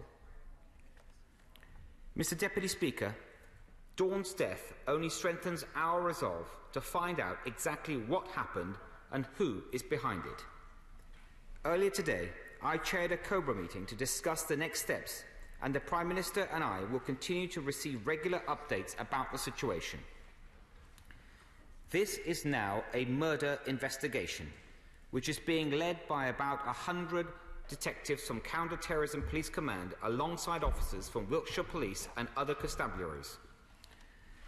We know that the tests conducted at Porton Down have shown that both individuals were exposed to the same type of Novichok used to poison Sergei and Yulia Skripal in March. Officers are still trying to work out how the pair were exposed to the same nerve agent, although tests have confirmed that they touched a contaminated item with their hands. The investigation is now moving as quickly as possible to identify what the source of the contamination was. Police officers have cordoned off a number of sites in Amesbury and Salisbury that they believe the two individuals visited in the period before they fell ill. This is a precautionary measure while the police continue to investigate how they came into contact with the substance. As I told the House last week, there is no evidence that either person visited any of the sites that were decontaminated following the attempted murders of Sergei and Yulia Skripal. We have taken a very robust approach to decontamination, and all sites reopened following the attempted murders in March are safe. Last week, the Chief Medical Officer for England said that the risk to the wider public remains low, but that people in the local area should not pick up any strange items such as needles, syringes or unusual containers, given that the source of the contamination has not yet been found. This advice remains unchanged. I have asked the Government's Scientific Advisory Group for Emergencies to ensure the advice remains appropriate in light of the news overnight. Mr. Deputy Speaker, this, of course, is a very upsetting time, not just for Dawn's family, but also for the people of Amesbury and Salisbury, who have seen the places they know and love cordoned off and become a murder investigation scene.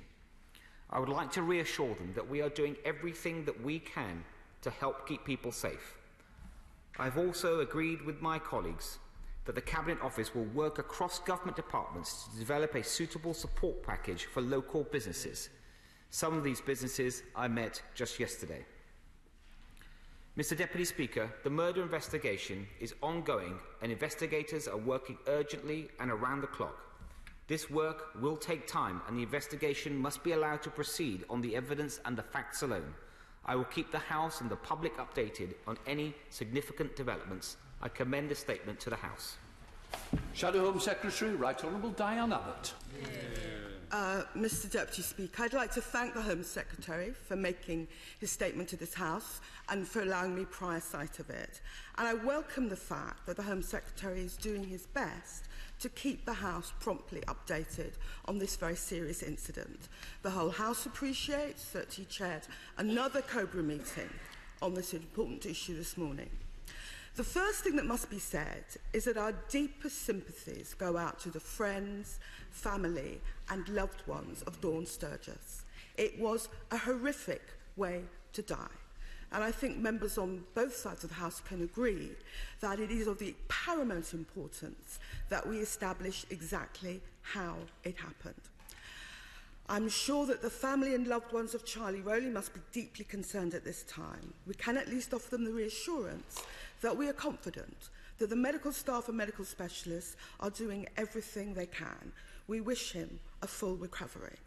And I'd also like to repeat the admiration and support we have on this side of the House for the work of the emergency services, the NHS, the security services and the vital public servants at Porton Down. The Home Secretary will be aware that there is some concern amongst some people in Salisbury and Amesbury that they were not being given enough information. Ricky Rogers, a leading Wiltshire councillor, said of the death of Sturgis that it had heightened tension. He went on. Local residents have never been told enough about the first incident back in March. I think someone from counter-terrorism needs to come here and tell us what they know, he said. However, since the councillor said this, Metropolitan Police Counter-Terrorism Chief Neil Bazoo has made a very full public statement. This may have allayed some concerns, and we do appreciate on this side of the House that security services cannot reveal everything they know as soon as they know it. But will the Home Secretary give an assurance that local people will be kept as fully informed as is feasible? I welcome the Home Secretary's announcement of work on a support package for local business. This is something I raised last week, and we will wait to hear further detail. But it has been a terrible time for the period. It's been a terrible period for the community, as well as the public concern.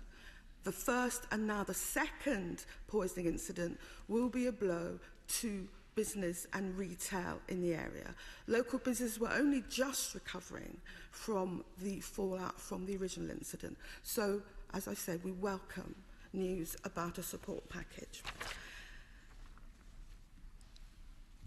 The most important thing going forward after this very serious security incidents is that we limit speculation, we limit guesswork, and we have the most thorough investigation which leads where the evidence takes it. The sad death of Dawn Sturgis deserves no less.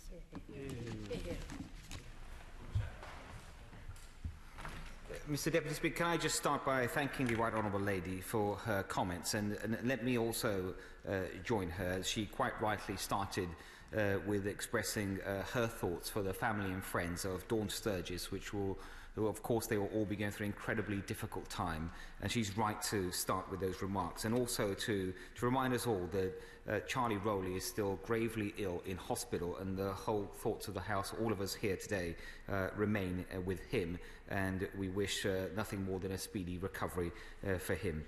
And also the Right Honourable Lady again has taken the opportunity, as she did last week, quite rightly, to commend the work of the emergency services. And as I mentioned, Mr Deputy Speaker, I went this weekend and I met emergency workers from both the local police, from the health services and fire workers, and took the opportunity to thank them myself for everything that they've done, that they continue to do, both in responding to the original incident and of course now, and I think with the way that they've approached their work and how they've done that, they continue to help local people and build confidence, and so she's right to mention that too. The Right Honourable Lady mentioned she has, from some quarters, heard people say that could there possibly be more information, especially relating to the original incident back in March. And I think it's perfectly understandable, the desire for people, especially local people, for more information. But as she mentioned herself, she appreciates quite rightly that it's a live, ongoing police investigation, and it's always limited what the police can share with the public. I think that is understandable. But as she again has noted, and I thank her for that, is that the head of counter-terrorism policing, Mr. Neil Basu, has now made a further statement on both touching on the original investigation and this current incident, and I have every reason to believe that he's sharing whatever information he possibly can with the public. But it's right that the information that's shared is a police decision made by the police alone. But I would very happily invite the Right Honourable Lady, if it was helpful to her, to have a further briefing on Privy Council terms, which I could arrange perhaps from the Deputy National Security Advisor, so something that she could get a bit more information, and I hope that if she wants to take that up, I think she would find that helpful, and that offer is available to her. The Right Honourable Lady also talked about the support package, and that's why, and I share her concerns there, because she will know from the original incident that there was a support package put together, both from central government working with the local council, Wiltshire Council, and a number of businesses have received support. But given this new incident and the impact that can have locally on businesses, and from the meetings I had with some of the businesses there, I think it's important that we look at that again and see what further support can be provided. I felt at today's COBRA meeting that it should be cross-government support, should be from the Department MHCLG, as well as BEIS and Treasury, and they should all be involved and should be working together. And that's why the Cabinet Office offered to coordinate that, and they're working on it as we speak. And also the local Member of Parliament, who joins me today on the front bench, has been very involved and coming up with some very helpful suggestions for local businesses. So we will certainly be following up on that too. And lastly, the Right Honourable Lady talked about speculation should of course be limited. I don't think anyone's interested in that. That's not going to add in any way to what local people and what the country at large wants to see. And as she quite rightly said, people want to be led by the evidence, the full facts. And that's why we must all allow the police to do their work. And of course, whenever I have any further information that I can share publicly, I will of course come to the House. And as I've just referred, if it's information that can't quite be public, I'm happy to make sure the Right Honourable Lady gets updates on Privy Council terms. But can I just say, Mr. Deputy Speaker, I very much welcome her approach to this, because I think that's exactly what the country wants to see. Julian. Deputy Speaker, given that exactly 12 years ago the Russian Federation Council passed a law permitting the extrajudicial killing of opponents overseas, is it not rather strange that Sergei Skripal was living in plain sight in Salisbury? And can the Home Secretary assure the House that those other defectors, such as Oleg Gordievsky, who's been sentenced to death in absentia, and Viktor Makarov, are suitably having their security arrangements reviewed and any protection which they require afforded to them? Mr. Deputy Speaker, I'm very happy to assure my friend, my right honourable friend, that there were clear lessons to be learned from certainly from the original incident, and no doubt there will be in due course from this new incident. But I know that from the action on March the 4th, that the security services, the police, have drawn lessons from that, and part of that is making sure that all people in Britain, and whether they're British citizens or others, have the level of protection that is necessary. Thank you, Mr. Deputy Speaker. Can I thank the Home Secretary both for his statement and for the courtesy of giving me advance sight of it. Mr. Deputy Speaker, this is first and foremost a personal tragedy for the deceased and her family and friends, and I wish to express condolences to them on behalf of the Scottish National Party. We are also very conscious that Mr Rowley is still seriously ill in hospital and that this must be a particularly stressful time for his family and friends, and we very much hope that he will make a full recovery.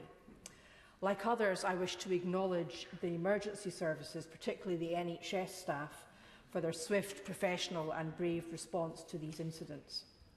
Mr Deputy Speaker, it is very concerning that a citizen of these islands has died here as a result of contact with a nerve agent which we understand originates from Russia. But this is now a murder inquiry and justice must be allowed to take its course. In the meantime, I have 2 questions for the Home Secretary, the answers to which should not prejudice ongoing investigations as to culpability. Firstly, local people will understandably be very alarmed and our hearts go out to them. Can he tell us how wide an area is now being decontaminated and when can local people be assured that the wider clean-up operation has been completed? Secondly, last Thursday the Home Secretary was unable to confirm whether the Novichok used in this instance can be attributed to the same batch as was used in the attack on the Skripals. Can he confirm today whether or not it's going to be possible to establish that from testing, and if so, when that information might be available? Mr Deputy Speaker, can I thank the Honourable Lady for her comments, and she's right to again send her condolences and thoughts to the family of Dawn Sturgis, and also to send her best wishes to Charlie Rowley. And as she's rightly said, it is very concerning to people in this House, people across the country, but especially to people locally. But she's rightly identified that as the investigation is ongoing, there are a number of things that can't properly be shared at this point. She's asked 2 specific questions. The first around decontamination. And I assume, Mr Deputy Speaker, she's referring to the original incident, because with the original incident, after there were a number of sites, that you may recall, that were cordoned off. Once the police had finished their investigation of those particular sites, then they are made available to the scientists and experts for decontamination. From the original incident, not all the sites have been fully decontaminated. Those that have, of course, they've been opened up and they are safe, but there are still some that are going through the decontamination process. As for this new incident, again, there are a number of sites that at this stage have been cordoned off, but because they are being used for live police investigation, until those police investigations are complete, the decontamination will not begin until that time. And of course, that once the police are ready, they will hand those over for decontamination, but the police work will take priority and they will be cordoned off. And it's worth mentioning all those sites will be protected, because even you wouldn't want a situation when someone might enter them even accidentally, not just from a policing perspective, but of course they haven't been decontaminated, or that decision at least hasn't been made, so they are guarded at all times.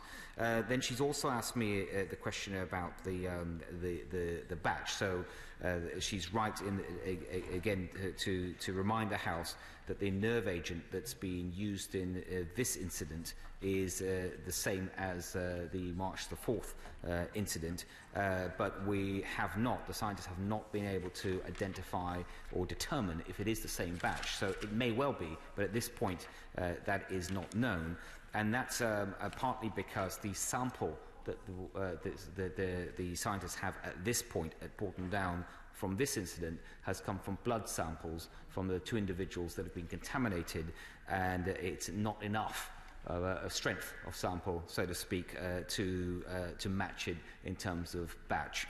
If there is further evidence available later on through the investigation, that might well be possible. To Matthew Offord. I provide some reassurance to the Home Secretary, and indeed to the Shadow Home Secretary as well. I've known Assistant Commissioner Basu since his time when he was Borough Commander in Barnet, and he is an excellent police officer. No doubt he will be thorough in his investigation and certainly very professional. But can the Home Secretary provide me with some reassurance, and that is to reassure me in the House that he has the necessary resources, because he literally is looking for a needle in a haystack, and we've seen how this second contamination occurs some distance away from the first, that we're talking about a very large area to cover. Home Secretary.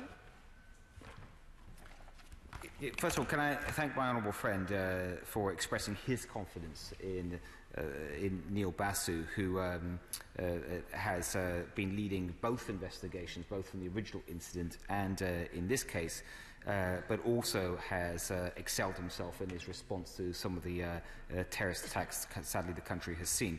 He's asked me, my honourable friend, particularly a question about resources.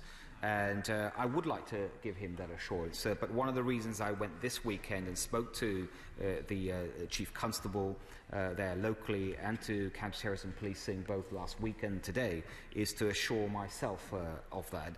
And I'd like to remind my honourable friend that as well as the counter-terrorism police and over 100 officers there locally at the moment, of course there's the support from Wiltshire Police and the work that they're doing. There are also other constabularies involved through a mutual aid process.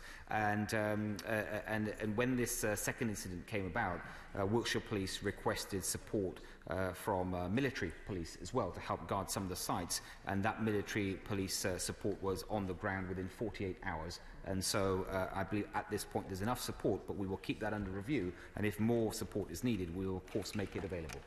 Yvette. Thank you, Mr Deputy Speaker. Can I thank the Home Secretary for this update on the murder investigation linked to this vile use of a chemical weapon on British soil, and join with both the Home Secretary and the Shadow Home Secretary in sending our condolences to Dawn Sturgis's family and our thoughts to Charlie Rowley. But can I just ask him further about how the Home Office and the counter-terrorism police are working together to ensure not only that this investigation rightly has the resources and the immense expertise that it needs, that I know he is doing, but also that the counter-terror police can continue their important work on wider threats to this country, and tell us if the police have given him any timetable by which they think any further update might be made. Home Secretary. First of all, can I thank the Right Honourable Lady for her comments, and she's asked a very important question. She will note that the Home Office will work closely with counter-terrorism policing generally in any case, so every week I will meet with the head of counter-terrorism policing to get an update on the most important cases, and of course this will be one of those that will be getting a lot of attention going forward, as is the original incident from March the 4th. The Right Honourable Lady will also know that resources to counter-terrorism policing were increased substantially following the 5 terrorist attacks from last year, and it's something that we constantly keep under review to make sure that the resources are there given their priority for this type of policing. But in response to this incident, counter-terrorism police also draws a lot of support from Wiltshire Police and the other constabularies, the presence of military police there as well, because it allows them to then focus on what they specialise in, and so they are working very closely together. And it's something that we will keep under review, keep working with them, and if extra support is required, we will certainly be making that available. Matt Wall. Thank you, Mr Speaker. One of the striking things about the Skripal attack was the campaign of concerted misinformation that we found ourselves under attack from in this country. Can the Home Secretary talk a little bit perhaps about what the government will do to work with international partners to make sure that people in this country know as much of the facts as they possibly can and are in the best possible position to judge correctly the misinformation campaign that will inevitably follow? Good question. Home Secretary. Mr Deputy Speaker, my honourable friend quite rightly reminds this House about the Kremlin's persistent use of disinformation that it uses constantly against what it perceives as its enemies. And we saw after the original attack the Kremlin did that time and time again. There are over 25 disinformation narratives in response to the March attack.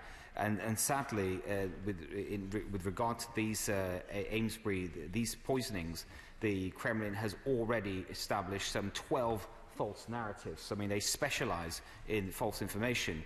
And it's also, I think, an opportunity to remind members of this House, those that initiate and work with Russian television and radio and others, the only job that they are doing is helping the Kremlin in its activity to feed poison to the rest of the world. Chris Brown.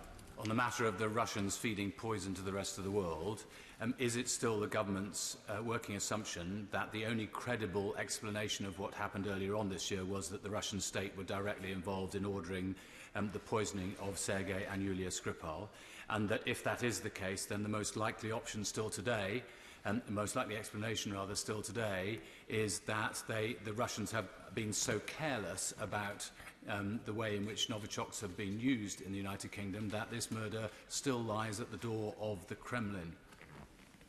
Secretary.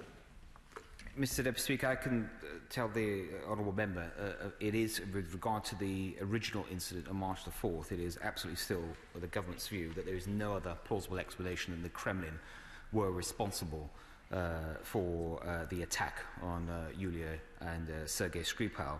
And whilst with this incident we must be led by the evidence and let it and see what the facts are as the police continue with their investigation, but frankly it's hard to see that there is no other plausible explanation. Sheldon.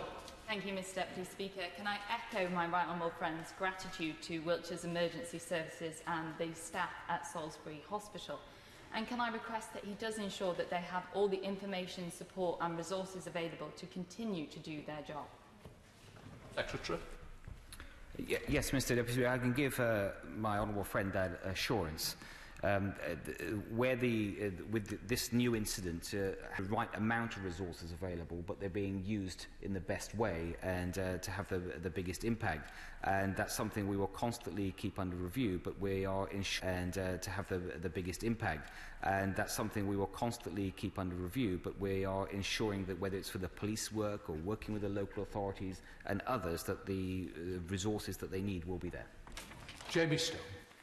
Mr Deputy Speaker, can I associate myself and my party with what has been said about the tragic death of Dawn Sturgis?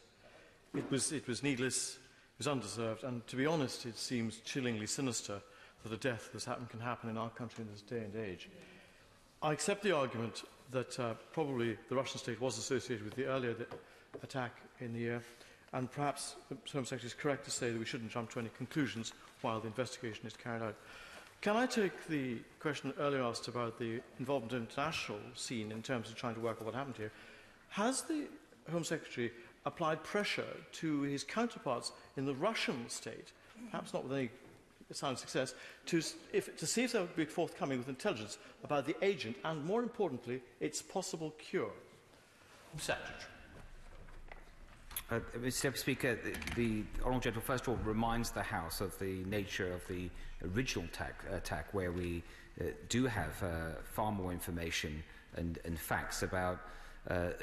It's a reminder to the House just how barbaric and inhumane that was, the use of a nerve agent, a chemical weapon, for the first time in Europe since the Second World War, an act carried out by the Russian government, something that's not just the view of the British government, but of 23 of our allies across the world, and as a result we saw the action that they all took, united with us, to expel diplomats. With regard to this incident, again, we don't want to jump to conclusions. We want to see what the facts bring out. The Honourable Gentleman specifically asked about has there been any type of help forthcoming from the Russians? The only thing forthcoming from the Russians is a disinformation campaign. Northern Ireland Budget number 2 bill, business of the House. Secretary of State for Northern Ireland to move. Formally, nobody else standing. The question is that Northern Ireland Budget number 2, business of the House, motion as on the order paper. As many of that opinion say aye. The contrary, no. The ayes have it. The ayes have it. The clerk will now proceed to read the orders of the day. Northern Ireland Budget number 2 bill, second reading. No. The question is that the bill now be read a second time. Secretary of State. Mr Deputy Speaker, once a whip, always a whip. I beg to move that the bill be now read a second time. This government has been working intensely to restore devolved government in Northern Ireland since the collapse of the executive last year. It is deeply regrettable that despite efforts, the political parties in Northern Ireland have not yet reached an agreement that would enable devolved government. In the absence of an executive, the Northern Ireland Civil Service has and continues to work with the utmost professionalism and commitment to protect and preserve public services in the interests of all communities in Northern Ireland. I commend their efforts. Many honourable and right honourable members will have seen the ruling from the High Court last week regarding the Buick judgment. I want to reassure all members that the Government has noted that ruling and we are considering it carefully. And as our track record shows, in the absence of an executive, this Government is committed to and has already taken a number of limited but necessary steps to ensure good governance and protect the delivery of public services in Northern Ireland. This includes providing certainty for Northern Ireland finances with my budget statement to Parliament on 8th of March. I will, of course, give way to the Honourable Lady. Indeed, to the Secretary of State. Thank you very much indeed, Mr Deputy Speaker. The Secretary of State has quite rightly made reference to a very significant judgment last week in relation to the incinerator in County Antrim. Would the Secretary of State indicate whether in fact the Government is intending to appeal yet again that particular decision? Would she confirm that it is? Secretary of State. Mr Deputy Speaker, we are considering the position. Clearly, the judgment was Friday morning at 9:30. There's been a little bit going on over the weekend, but we are working very hard on that, and we will ensure that we come to this House with our conclusions and our decisions around the decision. It is not the decision that we wanted to see, and we will obviously consider our position. Of course. The Secretary of State for giving way, and I welcome the fact that you are considering this judgment, but is it not also the case that the judgment deals with a big decision made by a permanent secretary, a civil servant? However, that does not accurately reflect the fact that hundreds of decisions across all of the departments are not being made and cannot be made at the moment unless there is a minister in charge to make those. Secretary of State. Well, Mr Deputy Speaker, the point we need to consider is exactly what the implications are for the judgment that we received on Friday. When we have that conclusion, I will of course come to this chamber and I will be happy to debate with the Honourable Lady, who I know has particular interest and knowledge of that issue. But going back to the budget statement that I made to Parliament on the 8th of March, that statement set out headline departmental allocations for the 2018-19 financial year and helped safeguard Northern Ireland finances by enabling the Northern Ireland Civil Service to manage and maintain public services throughout the early months of this financial year. This budget bill seeks to build on that certainty. As I advised the House on the 20th of March, this budget position and the vote on account provision approved by Parliament in the NI Budget Anticipation and Adjustments Act 2018, which provides authority to NICS to access up to 45% of the previous year's allocations to allow day-to-day spending in the early months of this financial year, was the first step in the budget setting process. Further legislation is now required to put this budget position on a legal footing and to provide the legal authority for NICS to access the full level of funding available for the whole financial year. Without this legislation, the only way for the departments to access cash is for the NICS to make use of emergency powers under Section 59 of the NI Act 1998, although these too are limited. Does the Honourable Lady, I consent. Thank you. That's very, very, very generous of the Secretary of State to allow me to intervene once again. Thank you, Mr Deputy Speaker. The Secretary of State will be well aware that the Prime Minister has just completed a very lengthy statement to the House on Brexit and what was agreed by the Cabinet, the then Cabinet, on Friday. As part of her statement, I was particularly struck by the fact that the Prime Minister indicated that the preparations for a no-deal scenario would be intensified, would be stepped up, to use the Prime Minister's words. In those circumstances, will the Secretary of State confirm today that the Chief Constable of the Police Service of Northern Ireland will have the resources that he needs, including additional police officers, to deal with the policing implications of a no-deal scenario? Secretary of State. Mr Deputy Speaker, the Honourable Lady is nothing if not persistent. She quizzed me extensively about this matter at the Select Committee on Wednesday. As